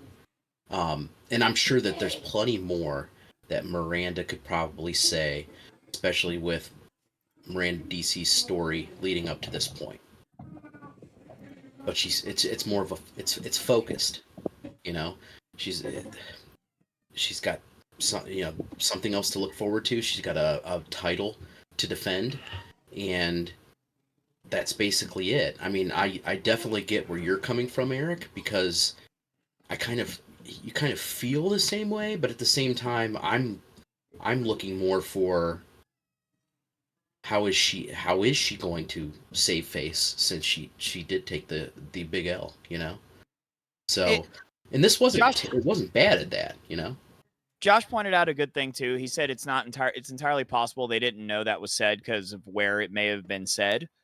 Um, I still think where my feedback comes from is just like, if this were an actual wrestling show and we were all just casual fans watching it on TV, we'd be looking at this like, you were so hot and one of the main players in this big fight, you know, and now you're just like, oh, I'm not about that now. And it could just be there's no, like, I've been there, man. There's sometimes just no good exit strategy. Like, sometimes you're like, I'm involved in this angle. I really shouldn't be anymore. There's really no place for me anymore, or like, I just don't really want to be anymore. And so I need to move on. And then also I'm a champion, so I've got to defend my, you know, I've got to, the people I'm involved with that story and aren't going for my title. So I've got to like move on and, you know, be a champion and defend my belt. But I think like kind of my feedback here is that where that has led is that it, at least in my eyes, it comes a little bit off as an excuse. And again, that's even something that can be worked with. Like, you know, none of this is like, oh, the Miranda DC character is fucked. I would never say something like that. I like the Miranda DC character a lot. Yeah. But yeah, that there's just that part of me that's like, all right, cool. Yeah, I guess you're done with that. Moving on Again, to not trying to be overly harsh. I'm just trying to give like kind of what my like off the cuff, like, I read the show and this is kind of how I felt. and it's I think like Greg said, it's great feedback. Yeah, it's a different view from where a lot of people are at, I think. I don't feel like you're wrong, you know. I Yeah. feel like there's probably others out there that might have read it too and probably felt the same way. You know, I guess, you know, for for me, I'm looking at it more of a twist here. Thinking that Miranda just actually, you know what? You hit the nail on the head when you said there is no good exit strategy for where she's at, and I put myself in her shoes. It's like what where do you go from here going into Master of the Mat? It's the go home show. You want to at least represent your championship. You've lost in the big tournament. What more can you do other than come out and just try and get everybody back behind you? It might not have been the right direction to go, but then again, like I said, it's like, well, you put yourself in her shoes. It's like, what direction do you go from here? It's right. Like, there might not have been a right direction to go. Like sometimes someone just has to like exit a story for whatever. Even in like real wrestling, sometimes you got to be like when like Madcap Moss got that shot at Gunther. We all knew he wasn't winning it. There was no way for that to like turn out in a way where both guys get over. It just had to happen. Gunther needed an opponent. Yeah, it happens. And adding into the fact that maybe Miranda, or well, that's TH, right? That handles Miranda. He probably just didn't know that, because I'm pretty sure that we brought this up before on Shootcast about the whole title situation in the tournament, and I don't know if it's been mentioned anywhere else. I know it hasn't been mentioned on the shows, at least from what I've seen. But I do know that Josh mentioned it in the chat, that it is basically up to the character as to whether or not they want to put the title on the line in the tournament. Yeah, that's fair. I'm since I'm up against both champions on the pay-per-view, I'm using this exact line of thinking against you. So be ready, I guess. Yeah. It served its purpose, and for me at least, and I agree with a lot of your points, though. I mean, it's a hard one to go with, because I mean, now you look at Madison Seaton, and you go, how's Madison going to respond to losing to Kincaid? Yeah, and then go, but she's going into a pay-per-view to defend her title. So I don't know. And to respond to Lexi real quick, or I keep calling you by your character name. It's Chelsea, right? Yes. Yeah, Chelsea. Yeah. Okay. Could we see her turning to the dark side? I hope not, because I really like Miranda DC. Miranda DC is probably one of our purest faces, purest and established faces. So I really would prefer not to see that. Because we don't. The problem with e-fetting, we're always short on faces. Hey Eric, real quick, because I just saw that Charlie has to go to bed, which is cool, because this is a more later version of Shootcast. Yeah. Just want to throw it out there, Charlie. I'm sure that Eric and Greg feel the same way. Feel better, man. Yeah, man, I know that. Losing a member of that's a member of the family, Yeah. So, been there, bud. We love you, bud. Yeah, we love you, and love you, dude. Just try and keep that head back in the game. Whatever you can do. Moving Charlie, on. if you need anything, you have my phone number, and I'm down the street from you. Literally anything. Like if you just need somebody to talk to, just call. Goodbye. Okay, bye. No, that does suck though. I mean, I guess we've been there, but some of us have. But it's when it's he said accidentally, I'm just like, God damn, dude. That's I don't even want to know the details, but it's just like it's heartbreaking, And I know that Charlie's going through some other stuff too, because he's mentioned it on the Discord, over the last couple of weeks. So it's just like, fuck, when it rains, it pours. We're feeling you, bro. Like, I don't know what else to say, but throwing that love. Long story short, we love you, Charlie. We love you. Throwing that love out to you. And feel better, man. I've never been good at that. I'm just trying to wrap that up. I'm just gonna want to kind of keep talking. Moving on. But I wanted to make sure that was brought up because we need to throw Yeah. Charlie more love, even though we do it all the time. So I agree with that. I do too. That was needed, necessary. Okay. We do have to move on, though. yes. Fuck. Okay, we have to move on. To the Premier Championship Showdown slot to see who gets that extra slotted into the 5-man, 4-man on the Master of the Mat. So we'll find out in a couple minutes here. With Rhea, Kazna, Morozova, right? Morozova, yeah. Scotty Barnes and Morton. So I think it's kind of funny. Yeah, go ahead. No. Go ahead. You had something going. What you think it's kind of funny? What? I think it's kind of sad. No, I was joking. Well, it took like 30 minutes for somebody to get eliminated after Morrison did, and then it happened in like 2 seconds, right after each other. This match was cool in that like I am bummed Morrison goes out first because me too. I like that character and I want more from him. But after that, big win for Rhea. Happy for her. Yes. Glad to see Kazna go so long. For Barnes to go out to a count out. Oh my God. What? Mwah. That's a chef's kiss moment. That's so like he could use that as the reason for why, he wants to fight Real Deal. It's like, just bring that up. And so few of the Shoot Project matches have countouts. Yeah. So like, what it was beautiful when I saw that happen. When I saw it about to happen, when I saw him on the ground and the count was at like 18, I was like, no. That's awesome. And then it happened, and I just started laughing. Oh God, it was beautiful. I will have to say that I don't think Scotty was in anything aside from this on both shows. Unless somehow I missed him. Right. But, no, I don't think he did any segments or anything.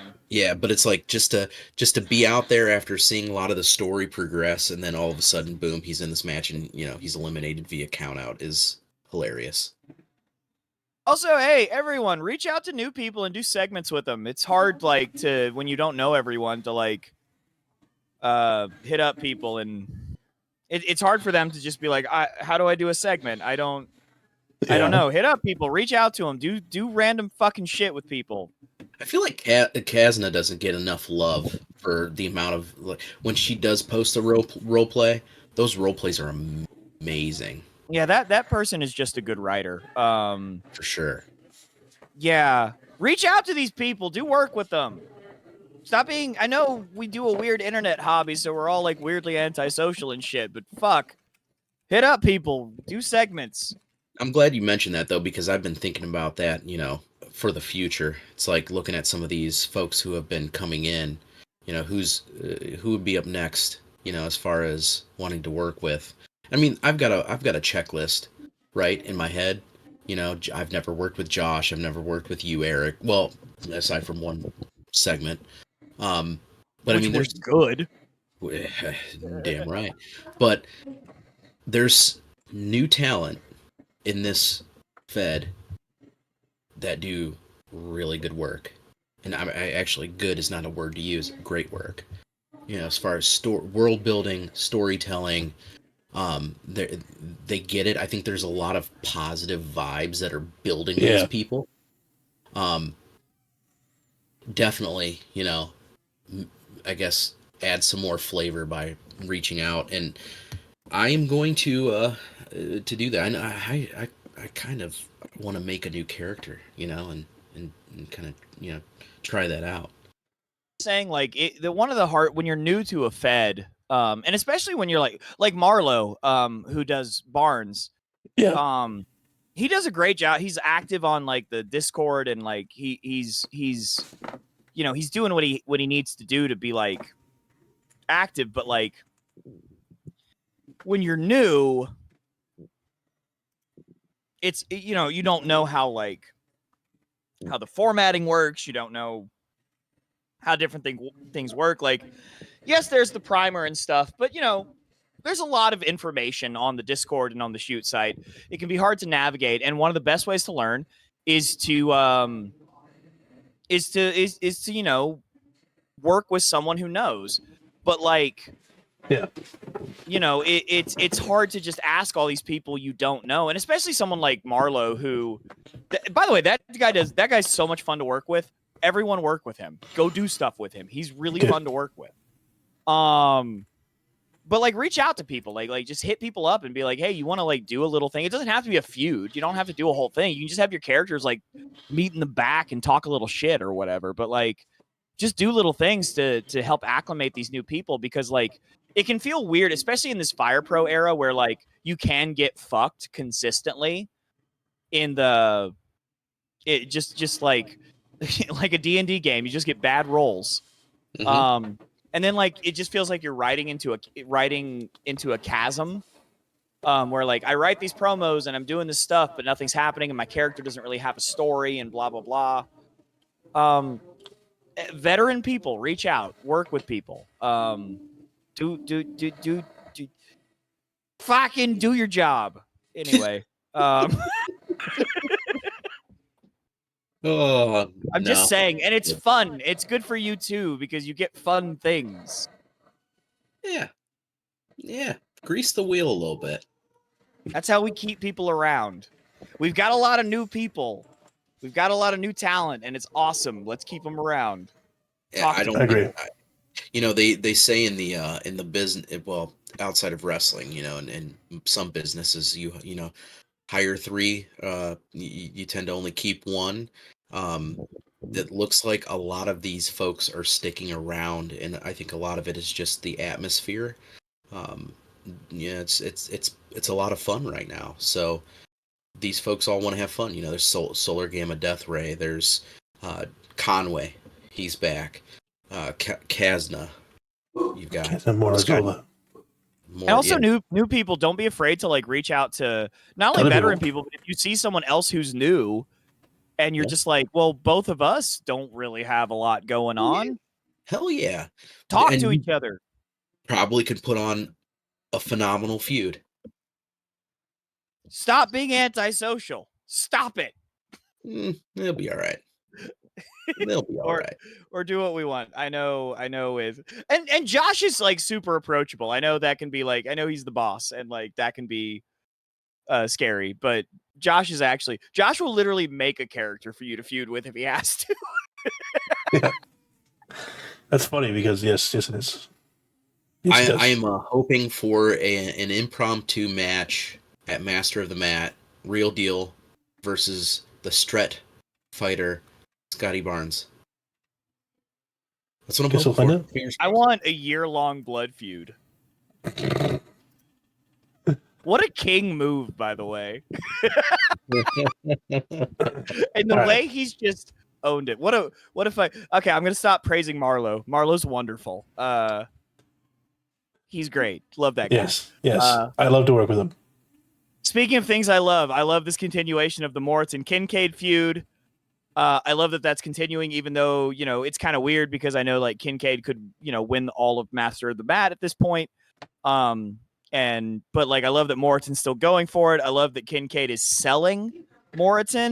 Everything I have talked shit about tonight, this promo is the opposite of that.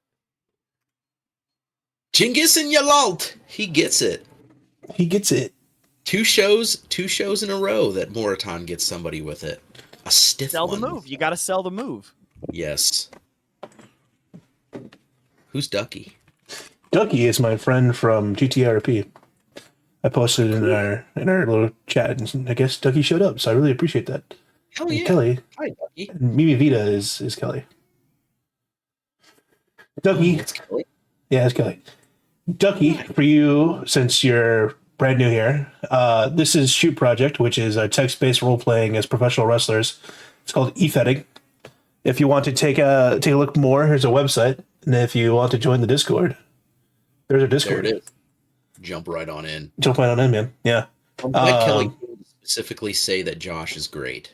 We've filleted Josh all night. Oh, that's the which word. is great. Yeah. So Can we, since we're on the Mr. Ho Kincaid thing, can we also just kind of group the later Kincaid promo into this? Yes, go ahead. Just for me, first off, I love the Dan Stein thing. I loved the just Dan looking at Trey being like, "Yo, me $5." That was hilarious. Yeah. Loved it. Top notch. Way to go. Kincaid, I complained earlier about selling. Once again, if we want to talk about how do you sell but save face, fucking Kincaid right here. Yeah, this was good. I mean, damn. Yeah, the continuity of it was fantastic, and I got to know Tony a little more watching some Double or Nothing, which was a lot of fun with him and his buddy that he brought onto our Discord, who is another phenomenal addition to the environment without even having to partake in the hobby.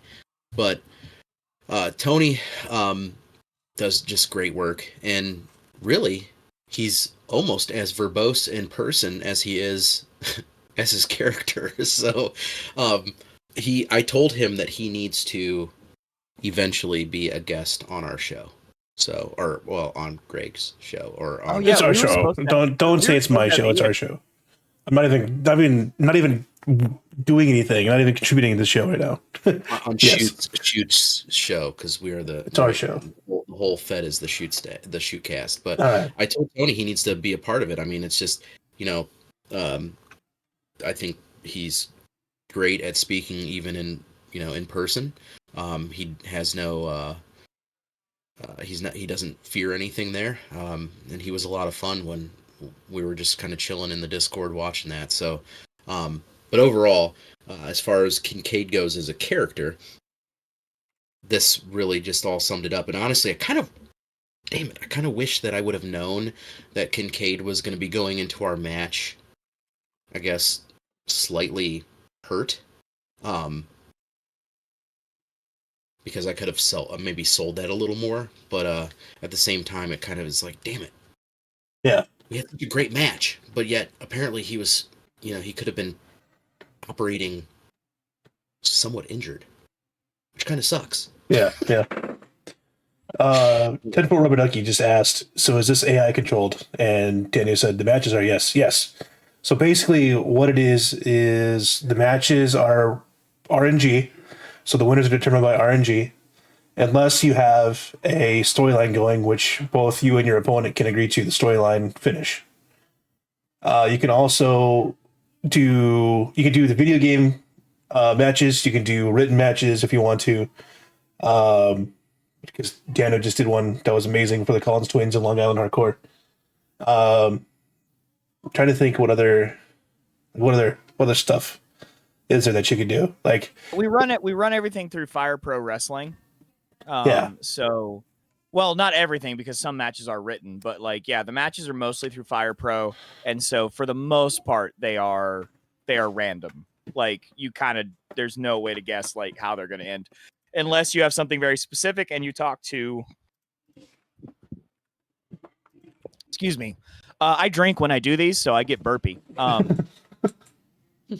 So unless you talk to Rainmaker, Josh, who is currently linking you stuff. No, I am. That's me. Oh, never mind. That is Shoot. Yeah. Well, Rainmaker is talking and Greg is linking. But if you speak to them in advance, if there's a specific storyline that you and the other person you're with have agreed upon, then there can be a thing worked out to where a not specific ending, but a specific outcome is allowed. And we're working on a division where it's going to be competitive. So we'll see if that ever takes off. So if you do have competitive juices in it and you want to do text-based role-playing, that could be something for you too. That's right. Got the juices. More people with that juice. Anyway, have we said enough about Kincaid and Moradin? Yeah. Sure. One more thing. Sorry. Juice, there will be blood. Yeah.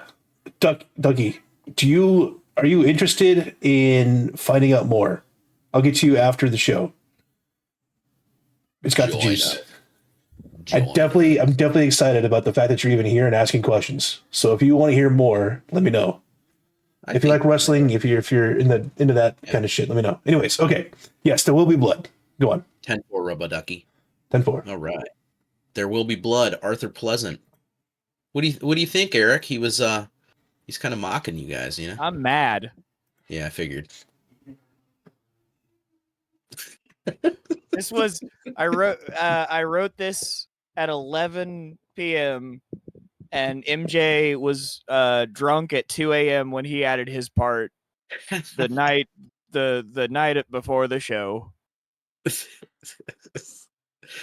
I was like, I should have Swarm do something. So needless to say, he had a good buzz on, right? Yeah. That's so dumb. Why do I like it? Because it's just perfect. So, well, do we want to talk a little bit about Vito Valentino and Mike De Los Huesos? Damn, not even a you liked it or didn't hot. Fuck, Yeah, okay, I mean, cool. it was. Yeah. Oh, Vito Valentino, Mike De Los Huesos. Let's go. It was short, sweet, and to the point, and it was good. So It really was. yeah, Yes. just got a lot more interesting. So I wrote being on a ship one time while intoxicated. Nice. Okay, so Vito Valentino versus Mike De Los Huesos as a show match for Master of the Mat. This is just trying to get one of them a win going to Master of the Mat, and of course, it happens to be Eric's favorite wrestler. Yes, Damn we right. want exclusive Actually, news. I should be clear. I do actually like Vito Valentino. There was just a moment where I know what the news is, where but I yeah. said fuck Vito Valentino, but I do like this character. I like his Fire Pro build a lot. I like his finisher is Goldberg's finisher. Hell yeah. So is Josh jumping on to do some exclusive news? I think so. I Let's want him do to. it.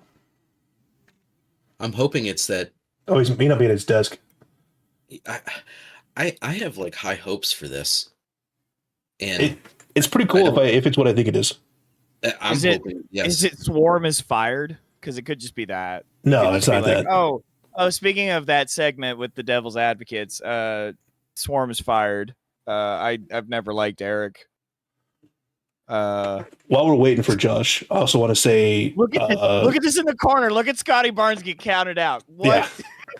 While we're doing this, I want to say thank you to the Gaijin Kaiju for the follow. Appreciate that too. Yeah, I believe that's also another person from Grand Theft Auto Roleplay, but I'm not sure. What's up? You like wrestling and being a fucking nerd? Yeah, emphasis us. on the fucking. I hope Josh jumps on and be like, I'm expecting a child. be sweet. Ooh, that's over. That's over. That's over. That's too much. That's too much. I don't. I'm so out of it. You should have kept that to yourself. I appreciate it. Here he Yeah. is. What up, Josh? How you guys doing? Josh, What's what's how up? are you? I'm good. Thanks for all the love tonight. I appreciate that, guys. You're We welcome. love you. Well I I'm gonna guess deserved. it say that is. even.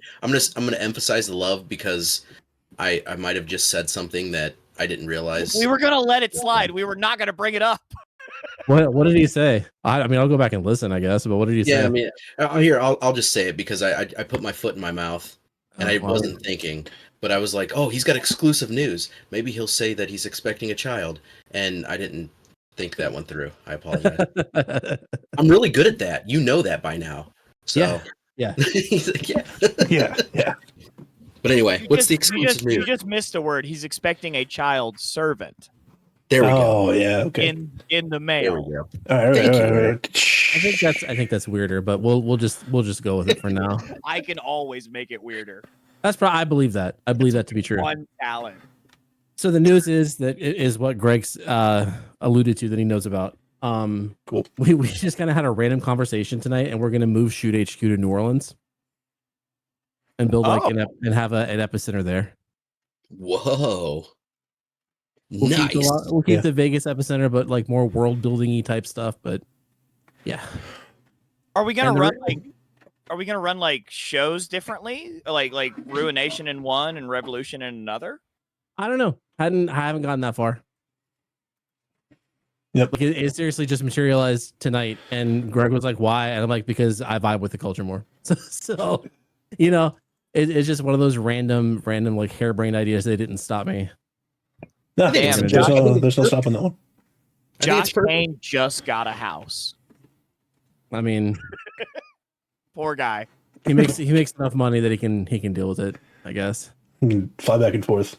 It's not that I'm far. just gonna say, Josh, that is just the greatest idea.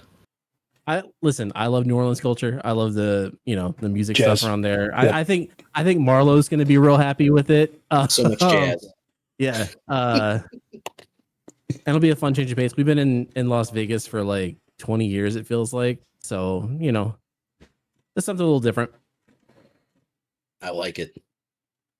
I dig it, man. Thank you for the exclusive. I appreciate that. Yeah. I appreciate Once you we jumping on figure out, when like- you're hanging out too.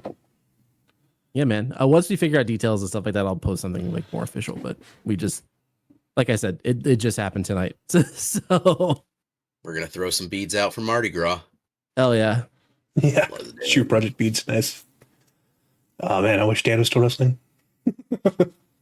Anyways. All right, we've got. It seems like we have a lot of show left, but we've actually touched on a lot of these segments. So, we talked about big win for Vito Valentino. I am hoping that Mike De Los Huesos gets like, get some wins soon. Yeah. But I'm happy for Vito.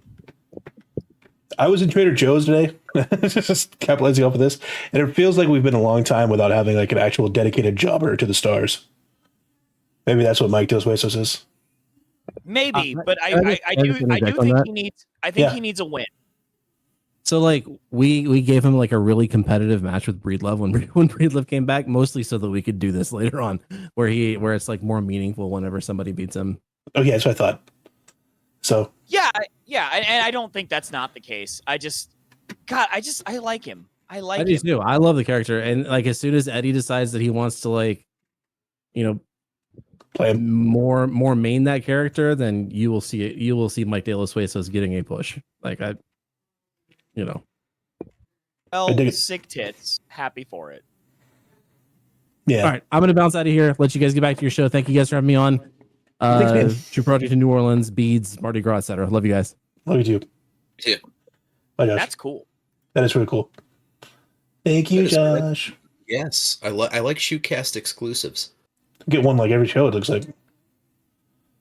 God love it. We talked about the Lexi segment already, so we've got the Brass versus Hex. Yeah. Also, do you want to say it's neat seeing Nate and Jennifer Colton just in passing. It's neat seeing them kind of like a cross promotion little interactions again. That's pretty cool. So cool. Thanks for that, Luke.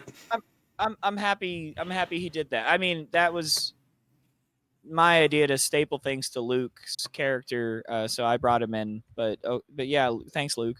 Yeah. It's okay to praise Eric sometimes. Eric, that was a great idea to bring them in. Yeah. So great idea. Great idea. Oh shit. Thought what do we want to say about the Brass and Hex? I went too far. Oh, I went too far. My bad. Sorry. No, we're not. No, we've already talked about the Lexi segment. What? No, I went too What? far. I went too far talking about. We're off the rails. Yeah, I know we are. Well, we have to wrap this up in like Ben, with the next Ben, 5 minutes, save but us.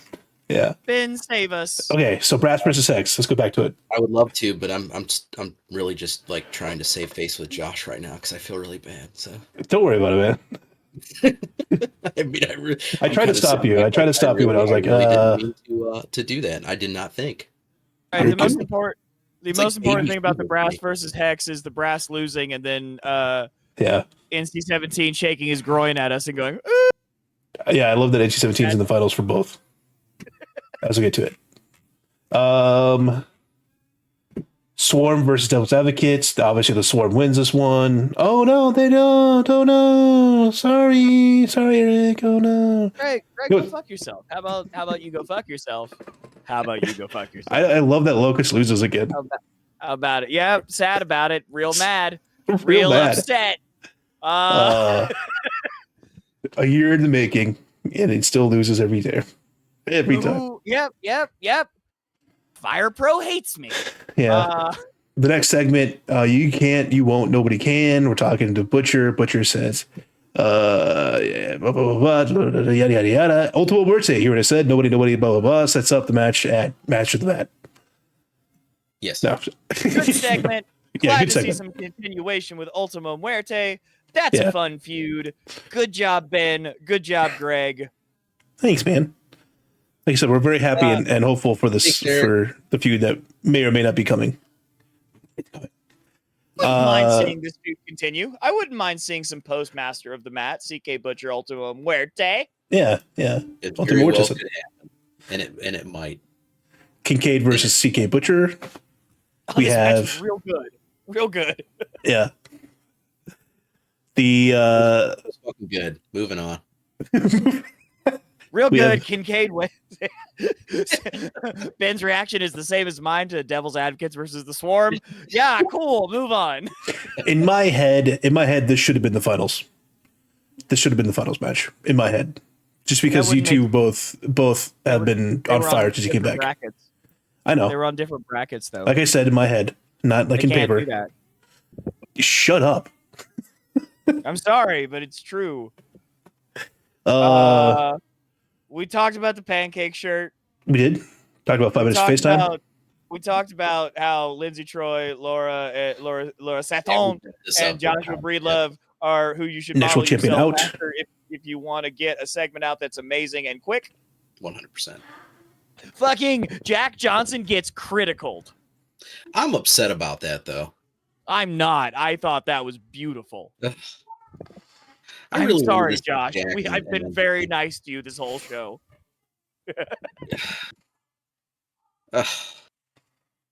I just wanted to see. I don't know. I I didn't love want to see a Johnson get dissatisfaction. critical. Yeah. All in all, 2 great shows. We obviously did not get the chance to talk to Master of the Mat, so that means next week we have to have another show. So So next week, should we have another show? But should we bring the person who was supposed to be our guest on for that? should we do that, or should we wait till after Master of the Mat? I don't think it matters either way, because I mean, honestly, if we do it next week, that would probably be better, because then we won't have to spend 3 hours talking about Master of the Mat and forget about our guest. Okay. As long as it works out for our guest, we'll do it next week. Because we can do half and half. We can do half pure guest, half Sure.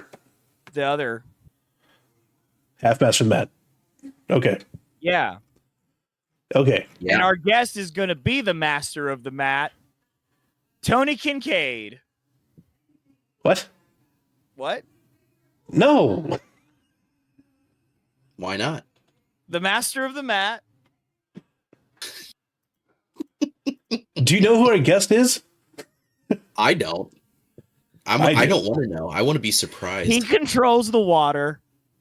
It's Hydro, guys. It's Hydro. Yeah, it's Hydro. It's you guys. It's Ian. It's Ian. It's Ian. It's in NC7 Ian. NC7 Ian. It will be our guest, and that's no bullshit. That's shoot. Is that real? That's real. Like Ian wants to do this. 17. So Oh, okay, cool. yeah, so we'll try and we'll see if the I wouldn't be 2-time. surprised, but I mean, I would much rather have been surprised when he just showed up on the show. Yeah, I'm Well, sorry. Now well then it's Hydro. Cool. I think we'll get to see if there's a shootcast rub, a shootcast RNG bump. Ooh. Hasn't So- given me one. Yes, it has. That's fair. You're a Hasn't.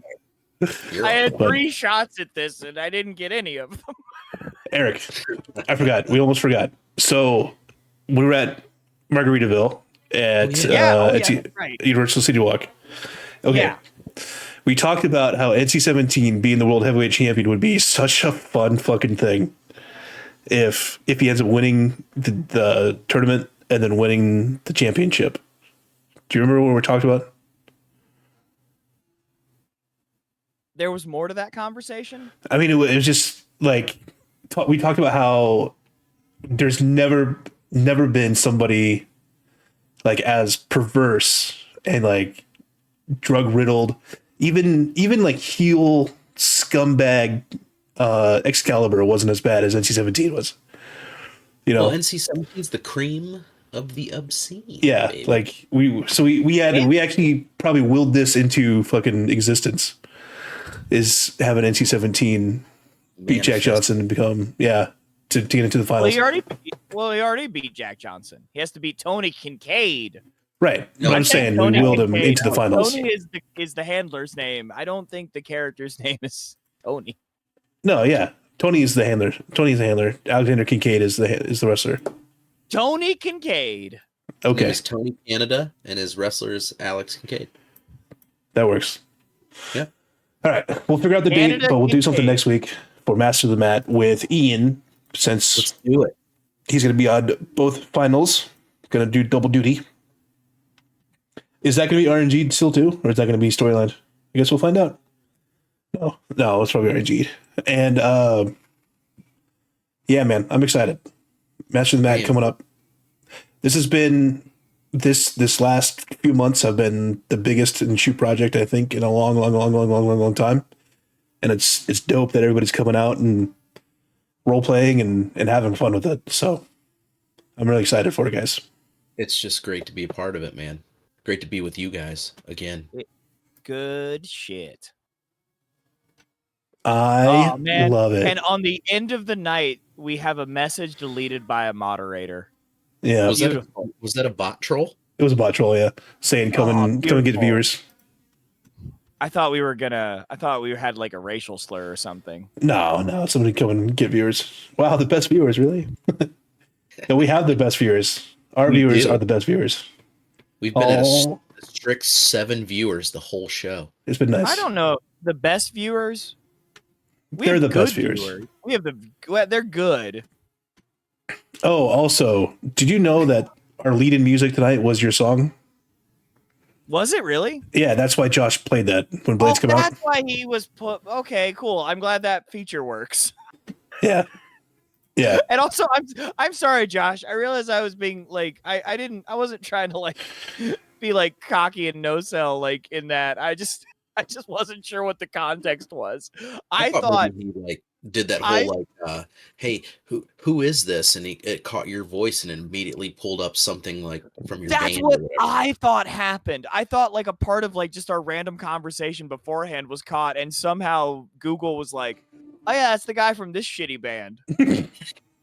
Check out Faces of Many single When the Blades Come Out on Spotify, Apple, Monkey Tune. That's not real. I don't know what I'm saying. Check out Faces of Many's When the Blades Come Out. I make noise with my mouth. Still want to know what you said about me besides being a Manuelian Feds. What do you mean? I'm going to take like 2 more minutes about this. She's recalling my conversation with Tony last weekend. I just said that we jokingly, you jokingly say that you're in AI. A bot. Yeah. AI. I think that's the meme right now. Is that you're an AI? Yeah. So I think he asked if you really were a bot, and I said, yeah, she is. She's the best e-fed bot out there. You won't ever find a better one. I mean, if you are an e-fed bot, it is very impressive. 100%. Hell yeah. Hell yeah. Thanks. That's not a no. That's not a no. That's not a no. Yep. And on that note, close it up. Yeah. So again, thank you to Gaijin Kaiju for following. Everybody else for watching along and coming in. 10-4 Rubber Ducky for joining the Shoot Project Discord. And everybody else, we love you, and we'll see you sometime next week. We'll get it all figured out. Ta-ta for now. We'll see you then, and we'll rock it out some more. Ta-ta. Bye. For now.